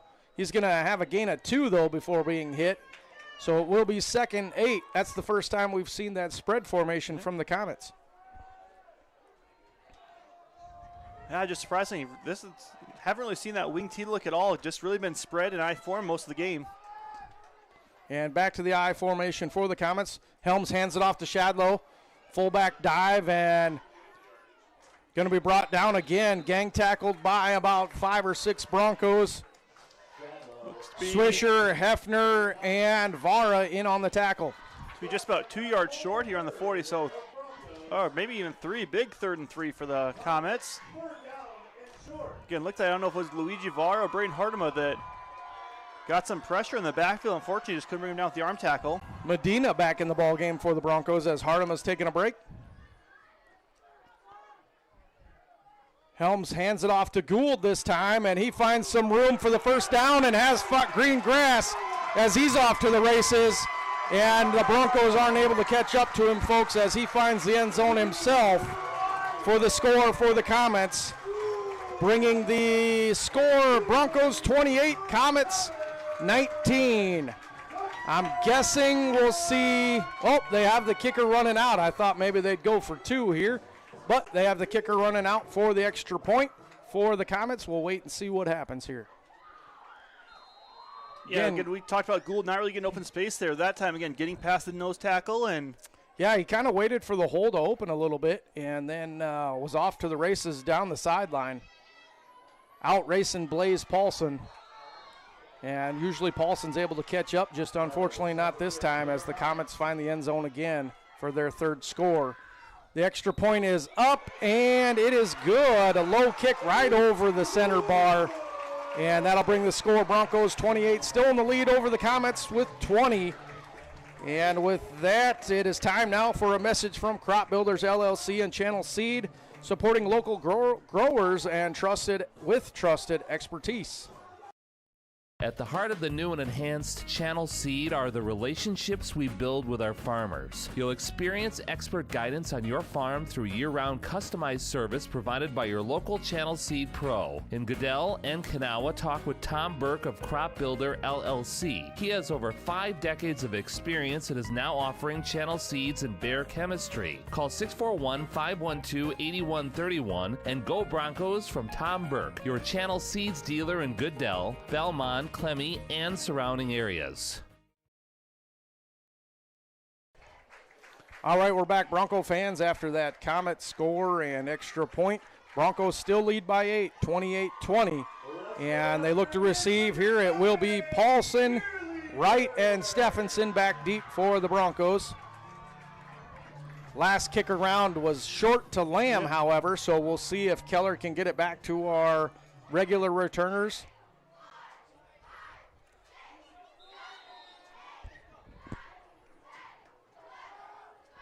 As again, his kick does go towards Lamb, and Lamb fields it at the 25. Tries to find a little running room, gets it up to about the 31 before being taken down. And wow, they're not going to give him forward progress on that. They're going to bring him back to the 20, 30, 29, somewhere in there.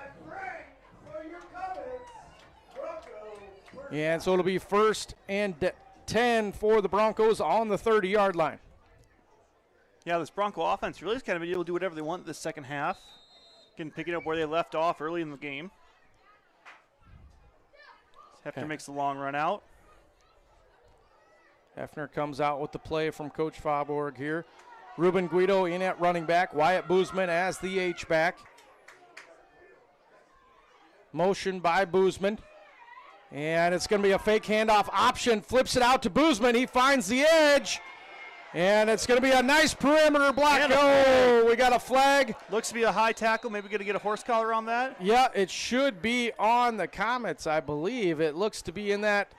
There wasn't any other. The tackle hit. Yeah, there wasn't any other Broncos in the area besides the ball carrier. Yeah, White was wrapped around the head, so not sure if they're going to call face mask, horse collar, something here. So should be some extra yardage coming the Broncos' way as a nice perimeter block by Braden Doherty out there as well. Great run by the sophomore Boozman off the option. Yeah, let's see here. Personal foul, face mask, yep. And that'll add another 15 yards for the Broncos. Already had the 1st and 10, but we're going to move it up another 15 yards and start the Broncos on the 36-yard line, 1st and 10. Flip the field on that play there. And we got another official stoppage. Maybe for the clock, or, yep, reset the play clock. Should be to 40, I believe. And, yep, there we go. Got it correct. H-back formation for the Broncos. Boozman goes in motion. As a snap is handed off to Guido, and he's met at the line of scrimmage, maybe for a short loss, unfortunately. Wrapped up a half yard behind the line of scrimmage. It's going to be 2nd and 11 for the Broncos. Yeah, that time Wright's offensive line just got beat early, and unfortunately Ruben gets hit before he can get to the line of scrimmage for that loss of 1. Came real close, though. I've been watching Guido, and he falls forward. He must fall forward right at the right time, Dylan, because there isn't any flag, but, man, is it close. All right, Blaze Paulson in at the slot receiver now. And Brody saw someone check something. Yep, Brody with the quick pass out to Blaze Paulson. He tries to get to the outside, but is brought down by Towney for the Comets. It is a nice 5-yard gain, however, for the Broncos. It's going to be 3rd and 7. Again, right in that same situation, just shy of where Brody ran his last one in for. Again, Broncos very dangerous from this yard line. Yeah, in 4-down territory for sure. You know, Coach Faubourg's been holding off on something here. And looking Lamb most likely here. Lamb looks pretty locked in here on the corner, against the corner. And here we go. Hefner with the fake. He's going to go deep to Doherty, and it's over his head and going to fall incomplete.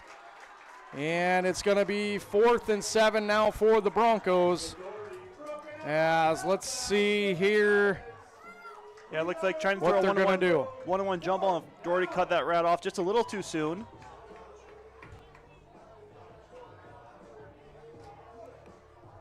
Offense is staying out on the field as we called it. Griffin Paulson coming in with the play in the H-back formation. They're actually going to go the spread formation with 2 slot receivers as Johans, the tight end, jogs off the field. So both Paulson brothers in the slot receiver roles. Oh, I lied. They're going to be in the trips formation. Yep. As Hefner goes over, fakes the swing pass. Not there. And he's going to roll out, go over the middle, and it's going to be broken up. However, there's going to be a flag for defensive pass interference. And it's going to be an automatic first down for the Broncos here as long as we're correct. I can't see them calling anything else from what I saw out there. Contact in the area. It is going to be pass interference on the defense, folks, so it will be a 15-yarder and an automatic first down for the Broncos. A nice break for the Broncos. As Doherty was being held up a little bit before the ball got there over the middle. Great call by the officials. It's going to be on the 19-yard line for the Broncos. Yeah, and just one strange note here, kind of notices we have not seen Jaime Stephenson, our leading rusher, one of our leading rushers at all this game in offense. I noticed that as well. Maybe saving him for defense there, Dylan, as Hefner's going to take an option. He options it as he's being tackled to Guido. Guido finds some running room and gets it down to the 8-yard line, and it should be possibly a first down for the Broncos. Heck of a play by Hefner. Again, I could just imagine Coach Fauborg on the mic right now screaming, no, no, no, no. Yeah, that was risky, but Hefner is a playmaker, and as he's being taken down to the ground, pitches out that option, and Guido was in perfect position to catch it and able to gain enough for a first down. It will be 1st and goal on the 8-yard line for the Broncos. Yeah, benefit of having a 6'4", 220-pound quarterback.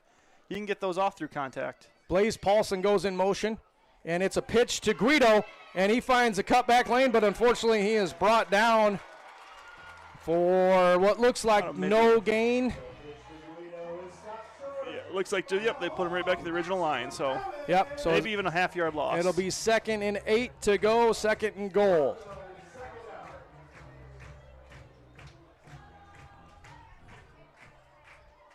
Again, that kind of second and medium situation, you like to see a slant here is kind of been the Broncos' go-to tonight. Haven't really thrown Lamb's way. Paulson in motion. Going to be a fake the jet sweep, go inside to Lamb, and it hits him in the face mask. Flag. But they are going to call another defensive pass interference, I believe, as Lamb kind of did a flop job there, Dylan, and sold it pretty well. Didn't seem like a whole lot of contact. Looks like let's see here. A lot of upset fans in the comment section. And they're going to wave it off. I believe that is the right call, but that's the Broncos. That's a bummer for the Broncos, but it probably is the right call, like you said, Dylan. It's going to be 3rd and 8. Somehow they have it on the 9-yard line. Somehow the Broncos move back a yard. That run by Ruben, I believe they did mark about a half-yard short. Okay. The play clock running down. It was a great play call, though, however. That nice little slant was take a open. Timeout, yeah. Yep, and Coach Fauborg is going to call the timeout. And we'll see here. We'll take a timeout with them. And we'll step aside for a quick word from Clayton County Recycling, reminding us all to do our part for a cleaner tomorrow. Clayton County Recycling of Belmont and Kensett. Turn unwanted items into cash. Clayton County Recycling will buy, scrap iron and metals, car bodies, industrial scrap, heavy equipment, farm machinery, aluminum, and copper. On-site pickup and dumpster service available too. Clayton County Recycling of Belmont and Kensett, serving communities in northern Iowa and southern Minnesota. Open Monday through Friday, 7 a.m. to 4 p.m. and Saturdays, 7 a.m. to 11 a.m. Clayton County Recycling online at ccrrecycling.com. All right, we're back, Bronco fans. Here going to be 3rd and goal for the Broncos after this timeout on the 9-yard line. Again, calling right now, we might see that Johans leak through the center. Again, was super effective last week against Lake Mills. And again, Johans hasn't really been targeted outside of the one quick play in the first half. Yeah, usually we kind of see maybe that tight end screen rolling away from it, but who knows? We'll see what Coach Faubourg draws up here. Hopefully it's enough to get us in the end zone on the next 2 downs. Yeah, as Johans is out on the field, and so is Boozman. So we will see that H-back formation. Ruben Guido in that pistol formation behind quarterback Hefner. Motion by Boozman. It's going to be a fake run, and there we go. The tight end seam into the end zone for Johans. As we were just talking about it, Dylan, that's going to be another touchdown for the Broncos. Hefner to Johans for the score. Broncos are going to have a score of 34 to the Comets 20. And the Broncos are going to go for the extra point again here by Braden Doherty. That was a 9-yard pass from Hefner to Johans, wide open up the seam into the end zone.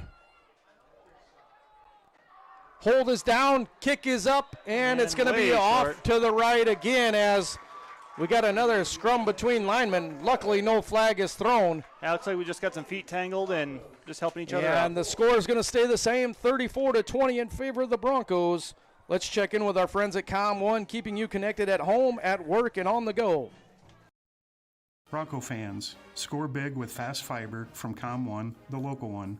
Our fast fiber internet will let you stream your Broncos when you can't make it to the game. Find out more online at com1net.net today. Good luck to our Belmond-Klemme Broncos from Com1, the local one, serving Hancock, Wright, and Humboldt County neighborhoods with friendly, fast fiber you can count on. See us at com1net.net today. All right, we're back, Bronco fans, after that 9-yard grab by Johans into the end zone from Hefner. We got the Braden Doherty kickoff coming for the Broncos. Back deep for the Comets is the same duo, Helms and Gould. So far, Doherty's had a couple touchbacks and able to put Gould fielding the ball on the 1-yard line. So we'll see what he's got here for us. Hopefully pinning him, the Comets, deep again.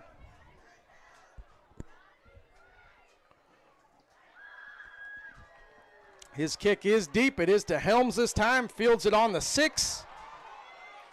And the Broncos are trying to chase him down as he escapes one tackle but does not escape Lincoln Lamb as Lincoln Lamb rides him out of bounds and kind of takes the brunt of that hit but still does his job on special teams as the Comets will start on the 22-yard line. So favorable defensive setup for the Broncos here. Deep in their own territory is the Comets on the 22-yard line. And again, apologies, game clock, play clock on the screen's a little off. We're at 1:29. I forgot to stop it after that last touchdown. So actually there's 3:05 of the game clock here in the third quarter. Helms at quarterback. Shadlow gets the ball off the carry, tries to bounce it outside, and the Broncos are waiting for him. Stephenson with the tackle for the Broncos. Yeah, right now the Comets' best offense has been going to Ethan Shadlow. And that's okay, folks at home. Dylan, my partner here, is only doing about 17 different things while I'm only talking, so I can't blame him for messing up the clock there. So we'll try to get as soon as that clock lines back up, I'll start it back up. So if you wonder why the clock's not running, that is why. We are waiting for him to get synced back up. Yeah, and here we go with 2nd and 7 for the Comets.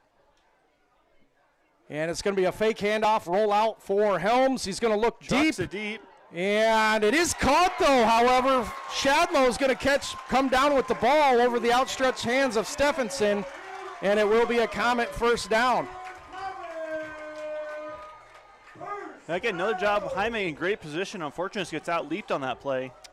Yeah, that was definitely a backup quarterback pass there, as it was just kind of chucked up in the air, and the Comets lucked out there. Came down with it is Shadlow. Heck of a ball player for the Comets. And they're going to come out in a Twins formation, I formation. 1st and 10. It's going to be a handoff to Gould. And Liam Fournier unfortunately misses on the tackle, but Blaze also, he gets out of Blaze's grip as well and is going to be brought down by a couple of Broncos over there. Let's see, getting up slow is Braden Wright as he absorbed a hit over there from Gould. It is going to be 2nd and short now for the Comets, 2nd and 2.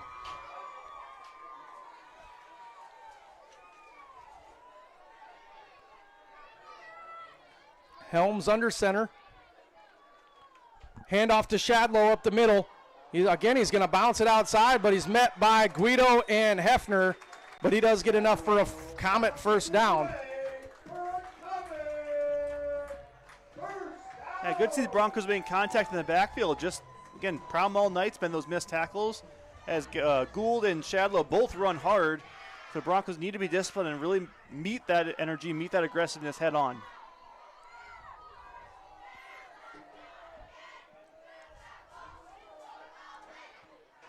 I formation for the Comets.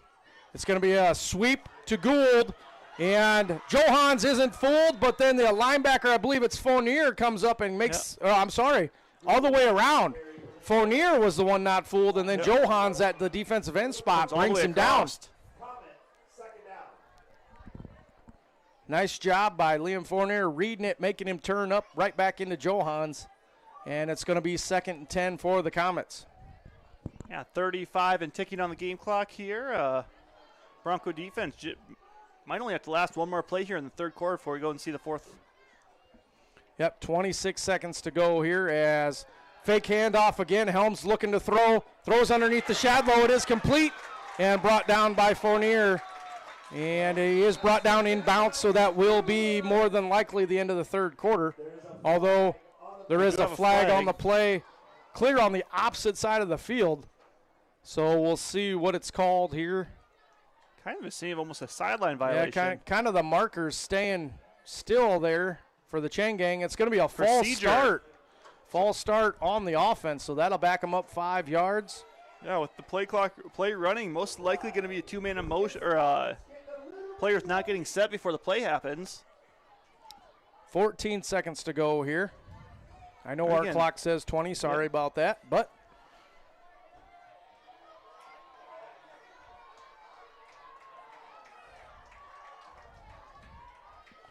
again, Broncos fortunate there because that raced about a 8 to 9 yard run from, I believe those Gould. And the clock runs here. We'll see if they snap the ball. They're going to go in that spread formation. It's 2nd and 15 now. 1 second to go. They do get it off as Helms goes underneath to a receiver, and he's brought down by none other than Fournier for the Broncos. It's going to be a loss on the play, and that'll take us to the end of the 3rd quarter. And we'll take a moment for a message from Greenbelt Bank and Trust, investing in our communities and future leaders. Greenbelt Bank and Trust in Belmont has the financial products and services to satisfy your personal and business needs. With electronic banking, checking and savings accounts, as well as loans, insurance, and trust services, count on Central Iowa's premier bank, Greenbelt Bank and Trust in Belmont, and go Broncos. All right, we're back, Bronco fans here. Start of the 4th quarter, Broncos lead 34-20 over the Comets. And just waiting for both teams to take the field here. Last play was a tackle for a loss by Liam Fournier. It's going to be 3rd and long for the Comets. Favorable to the Broncos here. Hopefully they can get a stop and put them in punting position. It will make the coach think about it, though, it being in the 4th quarter, being down by 2 scores. we'll see what the Comets decide to do. Hopefully the Broncos force that decision on the Comets coaching staff. Yeah, again, right now the Comets sitting third and good luck, third and about 16 or 17. So, again, not a good situation to be in. And again, all the Broncos need is one more big stop. Don't give them the option to go for it on fourth down.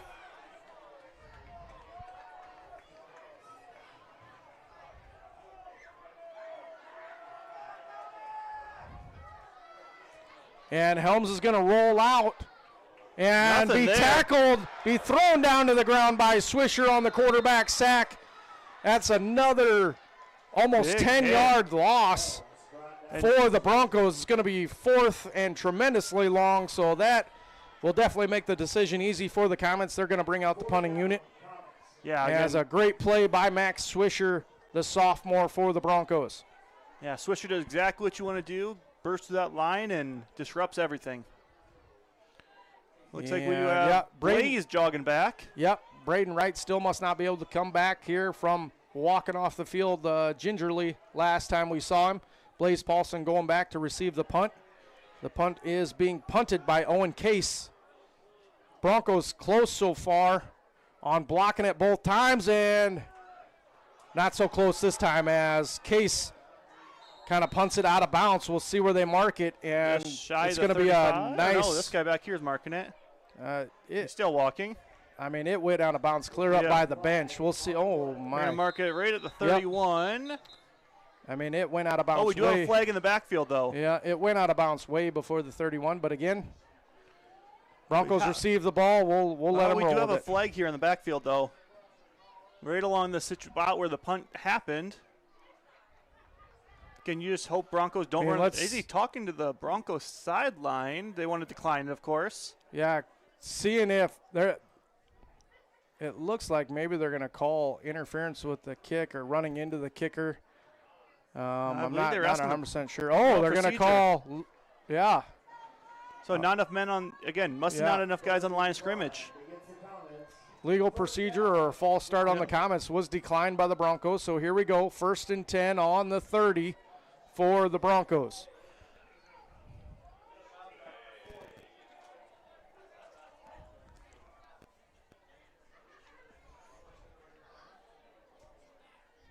And taking a little bit to spot this. They're going to mark it just even a little farther back on the 30.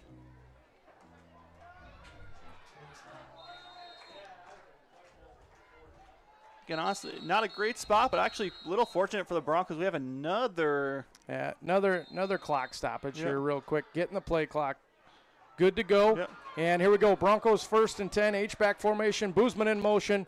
Handoff to Guido as he sidesteps a defender and is able to be brought down for a gain of about 4 on the play. It'll be 2nd and 6 for the Broncos. Nice tough carry by Guido. Guido on the carry for the Broncos. Brought down by Perry for the Comets.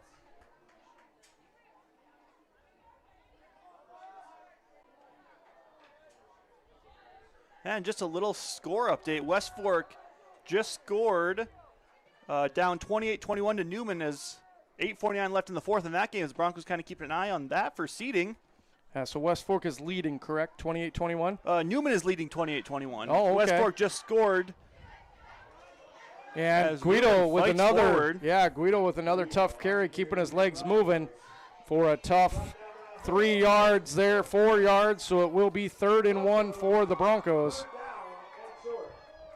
So it's Newman over West Fork right now. 28-21, 8:49 left in the fourth as West Fork just scored to take it down to a touchdown lead. If Newman does win that, they could possibly lock up. Oh, they obviously will lock up a playoff position as well. And Hefner goes for that quarterback sneak. As super close. Yeah, the Comets were ready for it. No whistle was being blown as the Bronco offensive line is pushing Hefner enough for a first down. Can't believe there was not a whistle for forward progress. And Brody went back about 5 yards, went back forward about 2 yards, and it goes in favor of the Broncos there. Nice offensive line push by the Broncos. At the end, it'll bring up a 1st and 10 for the Broncos on the 44-yard line. Yeah, again, love to see that. Again, same thing happened with BCLUW, letting them play when they were churning their feed, and again, reward runners for running hard.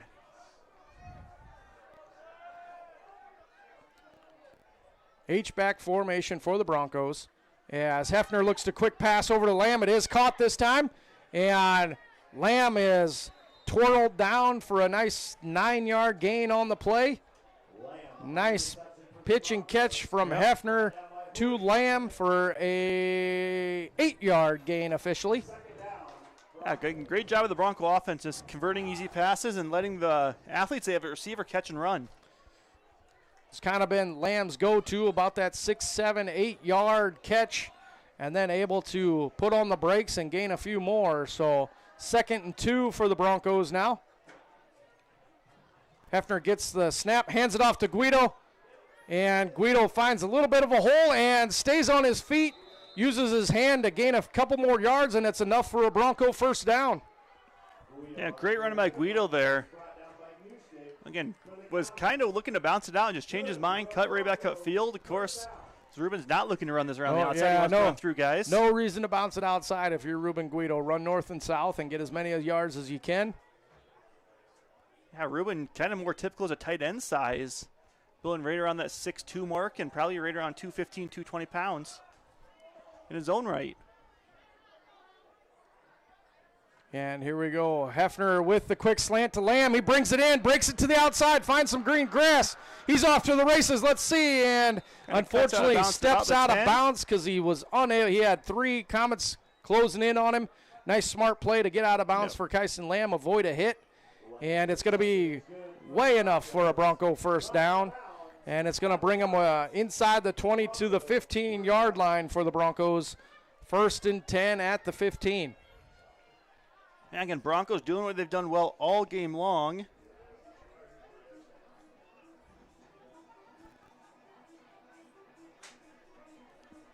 Now Broncos break the huddle, 14 the play clock, 7:54 in the game clock as it is currently stopped. So if you see our clock runs, because I'm trying to sync it back up. And this Hefner passes it to Stephenson, his first carry of the game, and he gets stopped on the sweep. And let's see here. Looks like a gain of 2, possibly 3. We're going to go 2nd 8 for the Broncos. Give him a 2-yard gain for Jaime Stephenson, his first carry of the night. Yeah, Broncos now in the red zone. Again, where they've been super effective tonight. I believe have scored on every trip they've been in the red zone. Again, Broncos a little slow to get this play in. Down to 16 in the game play clock as they break. 7:15 and counting here. Hefner takes it, fakes the slant, goes deep to Lamb, and Lamb, it's just out of his outstretched hands, falls incomplete. And that's going to bring up 3rd down and 8 for the Broncos as another nice play call. The kind of the give and go, slant and go, I would call it, for the Broncos, and just can't haul it in as it falls incomplete. Brings up 3rd and 8, 7:06 to go here in the game. Broncos lead 34-20, hoping to extend that lead. Yeah, great ball by Hefner there. Unfortunately, just a little bit pushed to the sideline, and Kyson wasn't able to kind of contort his body and bring it in.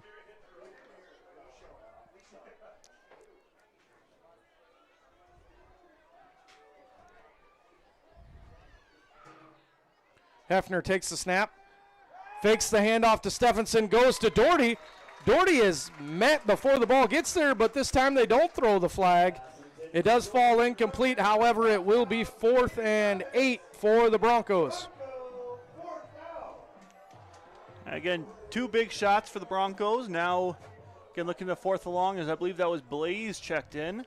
2 pass plays that normally work for the Broncos, just unfortunately able to not haul them in.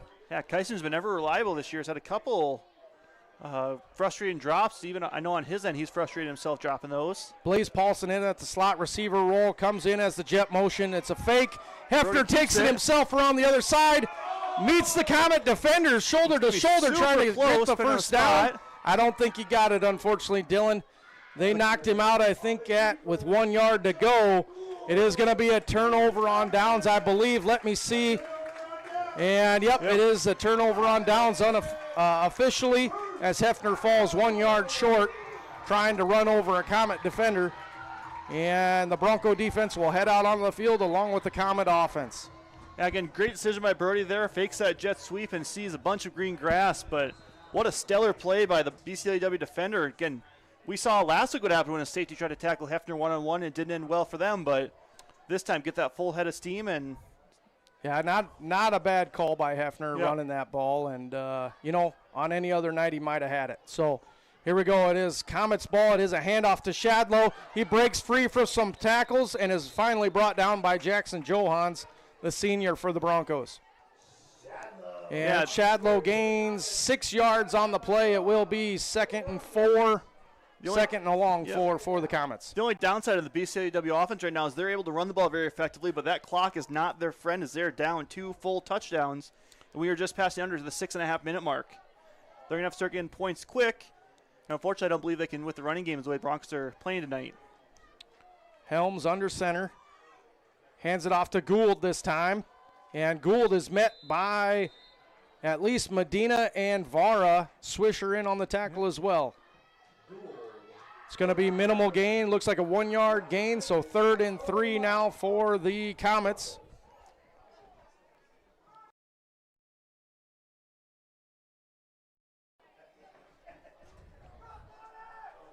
All right, Bronco fans, under 6 minutes to go in the ball game. Twins formation, I formation for the Comets. Helms looks to hand off, but fakes the handoff, bootlegs out, and the pass intended for Shadlow. Almost brought in. Almost brought in by the other Comet. It went off Shadlow's hands, almost brought in by the Comet behind him, but he is out of bounds, and they are going to call an injury timeout. It looks like Shadlow is down on the Bronco sideline. And with that, folks, we will take a break here and send it to our sponsor, H&K Plumbing and Heating, trusted for service and comfort year-round.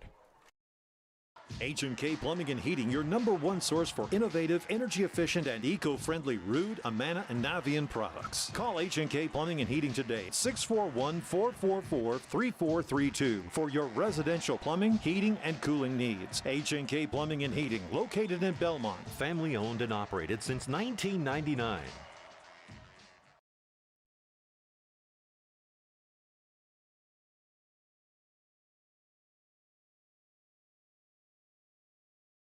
Waldorf University's Tuition Match Scholarship matches the tuition at Iowa community colleges, as well as Riverland and RCTC in Minnesota. Waldorf matches the tuition rate, and so you're basically paying the price that you would for a community college, but for a 4-year university. So I looked at that and I was like, well, man, that's a really good deal. But yeah, I couldn't pass up paying the same tuition rate for a university as I would for a community college. To find out more about the Tuition Match Scholarship, go to waldorf.edu/tuition match today.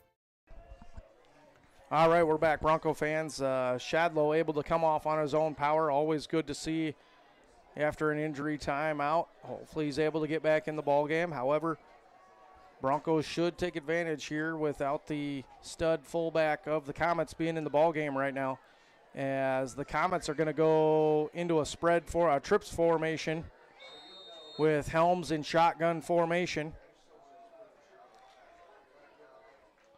And he's going to roll out pass, but Vara puts on the pressure. Stephenson now trying to catch up. Foot race. And it's going to be a foot race between Doherty and Helms gets out of bounds before he's met by any Broncos. He will have the first down for the Comets, however. 5:28 to go here in the ball game as Helms gets out of bounds. Nice scramble by the Comet quarterback there. Yeah, one of those, again, immediate pressure. Great job by Luigi Vara getting the backfield, and unfortunately just the Comet backup quarterback being an athlete and gaining space.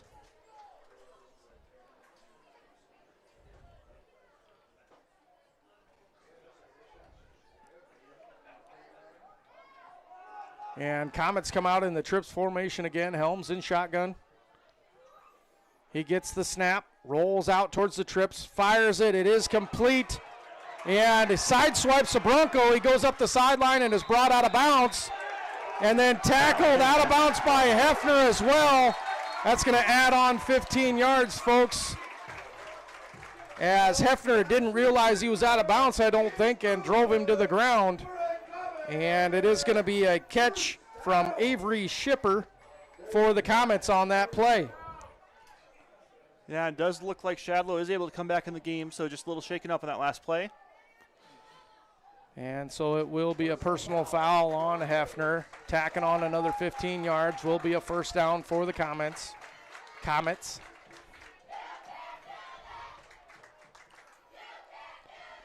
And that'll put them on the 39-yard line. 1st and 10.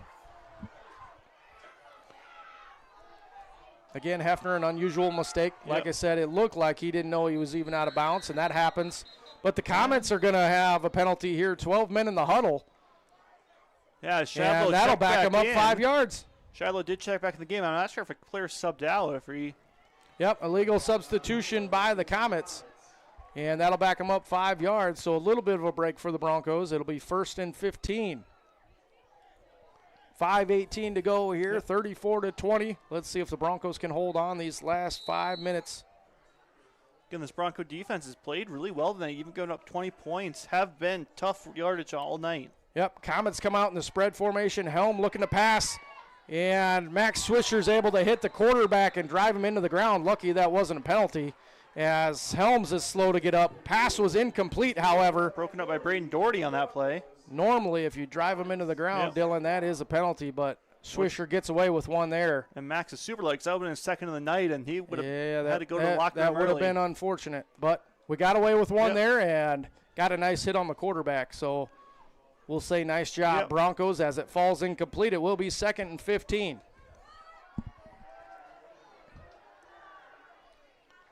Spread formation again, 2 slot receivers for the Comets. Helms takes the snap, and it is a handoff to Shadlow. And the Broncos are not fooled at all. They meet him right at the line of scrimmage. It's going to be Stephenson, Swisher, Fournier. Fournier, I believe, was first contact. Yep, and all in out. on the tackle. Fournier having a heck of a night, heck of a season, seeing where that ball carrier is, flying up to the line of scrimmage and making the tackle. Yeah, 3rd and long now. Absolutely 4-down territory, needing 2 scores with under 5 minutes left now. Again, this Bronco defense needs to lock in. No mental mistakes here. These 2 big plays. 3rd and 15 now for the Broncos. Look for that flood to this near side. Yep, trips formation. They tend to roll out, and they do. And he's going to go deep. It is a duck of a pass and knocked down by Hefner. And it's going to fall incomplete, be 4th and long. Makes up for that personal foul there. Breaks up that pass, and now looking at 4th and about 15. And this pretty much will be the game. If the Broncos can get the stop, getting the ball back just over 4 minutes left in the game. And the Comets have no choice but to go for it here on 4th and long. Hopefully the Broncos got a stop in them and we can get a turnover on downs here. I wouldn't be surprised to see the Comets take a timeout. We're down to 10 on the play clock already. Such an important play. Even in an interception situation, Dylan, I know they're high schoolers, but hopefully maybe we're smart enough to knock it down rather than grab it. And that'll give us much better field position as Helms is running for his life back here. Throws it. It is complete, though, to Shadlow. Well short of the first down, though. Brought down by Guido and Boozman. Nice escape by Helms there, but it does fall short, and it will be Broncos ball on the turnover on downs. 1st and 10 on the 40. And we just got an update. Justin Meyer giving me these updates for the West Fork Newman game. Newman just won that game 28-21. Well, giving West Fork their first loss in the season. There you go, folks. Newman making their way up the seeding chart for the playoffs as well. And it'll come down to a pivotal match next week between the Broncos and the West Fork Warhawks at West Fork. Right now, if the score stays the same, the Broncos take the victory. They will at least be the 4 seed and have a chance to move their way up the seed chart as well for playoffs, as Stephenson is pulled down from behind.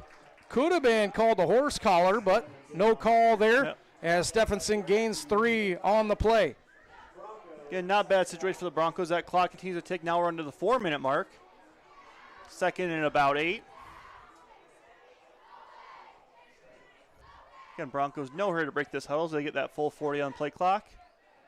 And that, I believe that was West Fork's first loss of the season. So they're 4-1 on the season. They got a nice little rushing attack going for the Warhawks. The Newman offense, again, pretty consistent, putting right around the upper 20s every single game. Put 21 up on the Broncos to get that win. Hefner with the pass to Lamb. He's able to catch it, sidestep a defender as he does, and he's going to get enough for a Bronco first down and keep that clock moving, as it'll stop for a second until they set it. And we're going to have another flag over there. I'm not quite sure who the flag is on. We'll see what they call here, as the flag came in after the play was over. See if we can find the white hat. There he is. They're asking the BCLUW sideline. It's going to be a personal foul BCLUW on the Comets. So I'm not sure we got a late hitter. If a player said something, that came after the play was over on the far side of the field. If you're caught swearing, it is a personal foul. So that could have been it. We didn't see anything really with the tackle. So either way, it's another 15 yards for the Broncos to extend the game here. Going to be 1st and 10. Yeah, clock ticking, 3:14, 3:13 left. And all it takes now is a couple more first downs. And Broncos going to make a nice hour-and-a-half drive home. Paulson goes in motion from the slot. It's going to be a handoff. Stephenson, he finds a cutback lane. He finds some green grass. He's outrunning the Comets. He's going to find the end zone, folks.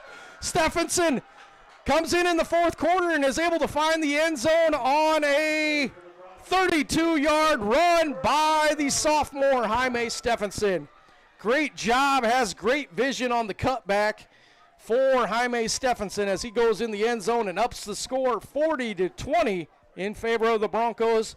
We'll see an extra point here by Braden Doherty, the senior, for the Broncos.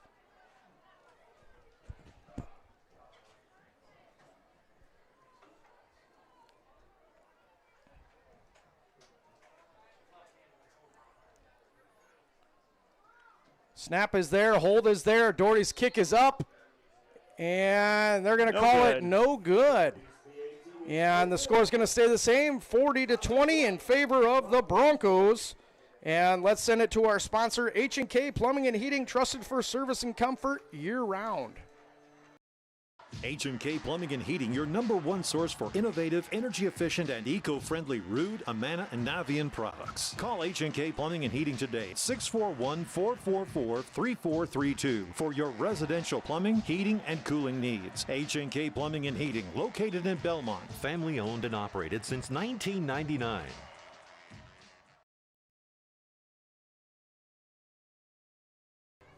All right, we're back, Bronco fans, after that 32-yard scamper by Jaime Stephenson, finding that cutback lane and green grass, outracing the Comets to the end zone. And the Broncos are going to lead. They're going to double up the Comets right now, 40-20. And Braden Doherty is going to come out and get the kickoff for the Broncos here, as the Comet kick return is coming out as well. It will be Helms and Gould back deep.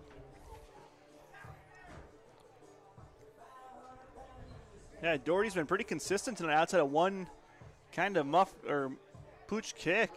Has put it down inside the 5 every kick.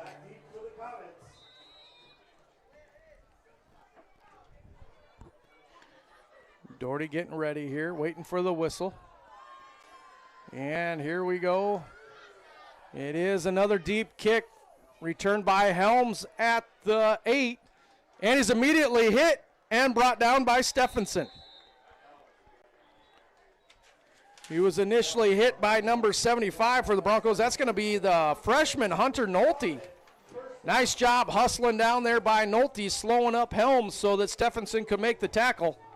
As Broncos have just about wrapped this game up, I'd just like to give a shout out to the Bronco cheerleaders who made the trip as well, and coaches Nikki McMurray and Krista Carlson. Again, they've done such a great job with this. Again, all those videos you see on Facebook are filmed by Nikki and edited by Krista. And the officials are going to call. All right, there we go. We want to get that music stopped. I believe that's what that was for. Okay, once that play clock starts running, that arena music has to stop. 2:49 to go here before the Bronco victory, barring any crazy miracle happening for the Comets. They are lined up in a trips formation. Helms is going to roll out towards the trips, that's against his throwing arm. Chucks it up. right into Brody Hefner's vision, and he knocks it away from the Comets. That's going to stop the clock, however, as the pass falls incomplete. 2nd and 10, 2:41 to go.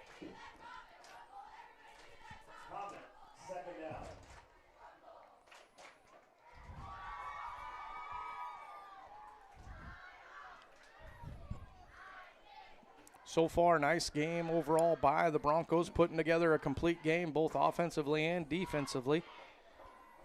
And again, next week we travel to West Fork for our final road game of the regular season for the Broncos. As Helm goes back, throws up a pass, and it's intercepted by Boozman. And Boozman's going to find the pick 6, folks, as he's going to go in for another score. No Comets are able to come close to him as he's going to get the interception and scramble for the touchdown. It's going to be the Broncos 46, the Comets 20, as the Broncos will go for the extra point.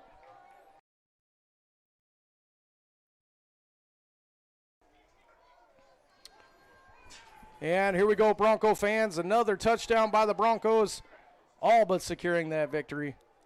And Braden Doherty is going to get ready, get another practice shot here at the extra point. 2:30 to go on the clock after this. And Braden Doherty's kick is up. Floated up and hit the crossbar and bounced off. It is no good, unfortunately. It's going to stay a score of 46-20 in favor of the Broncos. And let's pause for a word from Thrivent Financial, helping you live with clarity and purpose. Financial planning can help keep your personal goals on track. But for some of us, a financial plan looks more like this. It includes building a legacy for your loved ones, college savings for your little ones. Maybe you're passionate about giving back to your community, or you want to pay it forward to causes you care about. At Thrivent, our business is helping guide your finances, but our ambition is to make it mean so much more. Thrivent, where money means more. See Josh Fauborg, Brian Kapka, or Michael Jennison in Belmond today. 641-444-3214. All right, we're back, Bronco fans, after that pick 6 from Wyatt Boozman. I believe that's his 3rd interception on the year. Yep. First touchdown on the year, though, I believe, correct? I believe I meant maybe his first touchdown of the career. I'm not 100% sure last year, but I don't recall one off the top of my head. And Doherty with a nice kickoff again, pinning them deep. And it's going to go past Helms bounce into the end zone. Another touchback, his 3rd touchback of the game for the Broncos. And 2:30 to go here. Comets are going to have it on the 20, 1st and 10. We'll see what they decide to do here. If they're going to go back to their passing attack, or if they're just going to try and run out the clock by doing what they do and running the ball out of that I formation. Yeah, again, see if they can get out of this healthy and, again, live to fight another couple more games. Again, surprised to see so many Broncos starters in there. So they do look like the couple of defensive line switches. We have Zach Hansen now in a defensive end for Max Swisher. And yeah, we got Kyson Lamb in here at safety for Hefner. Other than that, like we got Brody Coe in at cornerback over there, and Alvaro in at defensive tackle. It is a handoff to Shadlow for the Comets, and he is brought down by Boozman, Stephenson, and Guido for the Broncos. And correction, that's not Alvaro Oseguera. It is 50, or no, correction, it is Alvaro. It's 53, not 63. Again, it's been a long night. Again, let's see if the Broncos get a little pressured in the game. Helms is going to take it out of the shotgun. Look to pass. It's over the middle, out of Guido's hands. Almost another interception by Boozman as it goes through his hands, unfortunately. Falls incomplete. It will be 2nd and 10. 2:05 to go here in the ball game before the Bronco victory. Yeah, again, great play from the linebacker's position there. Ruben just sticking his hand up and popping that ball in the air. And yeah, Guido sitting nice and pretty in that passing lane. Again, good thing the Broncos here being able to get that lead, making the Comets go out of their comfort zone in that run game and have not had much success through the air tonight. Yeah, Comets in the spread formation again, looking to pass. They do pass, almost picked off by Liam Fournier this time. Falls incomplete again, and it's going to be 3rd and 10. Yeah, most likely going to see 2 more passes here on the Comets. We do have more subs. We do have a couple new linebackers in. We got Jackson Baldwin and Ryan Nolan just checked in. Nolan in for the Broncos. Couple of freshmen getting some looks. Baldwin in at middle linebacker, Nolan at outside. Helms is going to run it off the edge. And be a foot race. Yeah, he's going to be knocked out of bounds by Nolan, the far outside linebacker, making it all the way. Had the perfect angle on him. Ran him out of bounds. It is going to be a first down, however, for the Comets. It will be 1:52 to go here as they set the ball. Might be a little easy. And with the play clock running down 26-25 as they break the huddle. 1:52 left in this game. And they're going to go in that trips formation again. It has been a rollout pass every time with that, and it's going to continue to be one as the pass is over to Shipper and brought down by Boozman and Nolan. Again, BCLUW looking to hurry it up a little bit here. It will be 2nd and 6 for the Comets. 1:30 to go here. And it's a handoff to Shadlow. He's kind of limping his way over there to the edge. He does make the edge, and he's brought down by Blaze Paulson. Hunter Nolte has also entered the ballgame at defensive end for Johans. Yeah, Shadlow just looks shaken up. Not really can put much pressure on that right leg. Just kind of makes you wonder why he's out there. Again, not much of a game left here. Tough kid, Dylan, I think, that just doesn't want to come out of the ball game. You know, we talked about Gould being their best running back tonight. It's been Shadlow.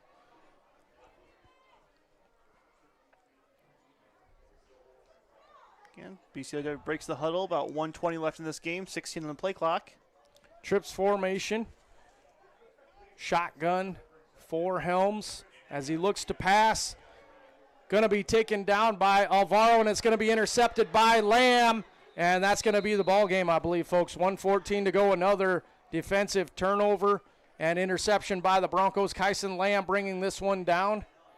And, again, 1:14, like I said, that'll all but seal the victory as I'm guessing we'll see some possible kneel downs as the varsity is coming back out. And that's what I would guess is victory formation here. Make sure nothing funky happens on the snap. And with this victory, folks, the Broncos are going to secure a playoff spot. The next couple weeks we'll see where the seed is. If it's anywhere from 4 to 1, the first seed. As unfortunately, we would need Newman to knock off. Newman will be above us, unfortunately, at this point. So the highest we could get is a 2nd seed for the Broncos, since Newman did beat us earlier on the season. Just under a minute to go as Hefner does kneel that one down. And again, a little confusion. Again, not sure why we're subbing here. Not sure what's going on, but Broncos will get it together here. Yep. And here we go, victory formation again for the Broncos. Snap and kneel, and there we go. That should be it. And that should be the ball game as the Broncos are going to head to the sideline. Broncos are going to come out with the victory 46-20 over the Comets. Again, making the playoffs for the first time in 5 years. Top 4 from each district make it. And right now, at the least, we are the 4 seed, but we have a shot to move up the ladder. As, again, the Broncos come out with the victory. They are 3-2 on the season, Dylan? Yes, 3-2. 3-2 on the season. And they are 3-1 in district 3-1 district play. Again, the only loss so far has come to Newman. I don't know why I don't know that, folks, but 3-1 in district play, I believe. And, again, Broncos take the victory. We'll be right back after a word from one of our sponsors with the post-game information. Financial planning can help keep your personal goals on track. But for some of us, a financial plan looks more like this. It includes building a legacy for your loved ones, college savings for your little ones. Maybe you're passionate about giving back to your community, or you want to pay it forward to causes you care about. At Thrivent, our business is helping guide your finances, but our ambition is to make it mean so much more. Thrivent, where money means more. See Josh Fauborg, Brian Kapka, or Michael Jennison in Belmond today. 641-444-3214. All right, we're back, Bronco fans, after that great Bronco victory, 46-20 over the Comets, securing a playoff spot and at least another a Week 9 game for sure, Dylan, against a playoff team. And we'll have to see what seed we get. Again, that could matter in the coming weeks. We do travel to West Fork for our last road regular season game, and then we'll be at home the final 2 weeks against Sioux Central. That might be our first ever meeting with Sioux Central on the football field, and then we will end our season with the West Hancock Eagles, the number 1 team in Class A right now. Dylan, let's recap the game so far. Yeah, again, a great game for both teams. It started off early with the Broncos receiving the kickoff and had it start with a great drive. Unfortunately, some penalties beat them early, so had to get that turnover on downs and go towards BCLUW, who was able to drive down the field. And by the end of the first quarter, 3:51 left, Ethan Shadlow had a 1-yard touchdown run with the extra point being good, giving the BCLUW a 7-0 lead going into the second quarter. But the second quarter was all Broncos as right away, first drive down, Brody Hefner connected to Braden Doherty for a 21-yard touchdown reception. Next point was good. Not long after, at the 8:06 mark, Brody Hefner ran for 3 yards with missing the extra point that time, pushing the Bronco lead to 13-7. And then just continue those two names going together. Hefner hit Doherty again for 54 yards this time. And again, they matched that 2-point conversion from Hefner to Doherty to give that Bronco a 21-7 lead. Then just before the half, Helms passed to Shadlow for 11 yards, missed the extra point, but it was able to bring the score down to a 1-touchdown game, 21-13. Following that, second half came out. Brody Hefner had a big 37-yard run on, I believe, a 3rd and long. Was able to push that Bronco lead 28-13. Again, next possession down. Yeah, kind of went back and forth there for a little bit, Dylan. Gold matched it with 40-yard touchdown. They were able to make the extra point, cutting it down to a 20-28 game. And after that point, it was all Broncos as they finished the third quarter into the fourth quarter with a Hefner to Johans streak touchdown for 9 yards, a Jaime Stephenson 32-yard rush, and to end it there, to bring us to our final score of 46-20, Wyatt Boozman with that pick 6 for 30 yards. Yeah, an all-around great game by the Broncos. Taking this matchup, it was kind of an evenly matched up on paper as the Broncos dominated a lot of the game, both offensively and defensively. You know, you kind of wonder what the game would have been like if McIntyre stayed in the ball game. He exited early after a big hit between Swisher and Boozman on that. So, again, we wish him well. Shadlow being a little shaken up after having a nice game against the Broncos as well. So we wish him as well the rest of the regular season. Again, Broncos securing a playoff spot, and it'll be another big matchup as we travel to the West Fork Warhawks next week. We hope to see you there. If not, we hope you tune in here to us on the Belmond-Klemme video stream powered by Koloff Media here on KIOW.com. Have a good night.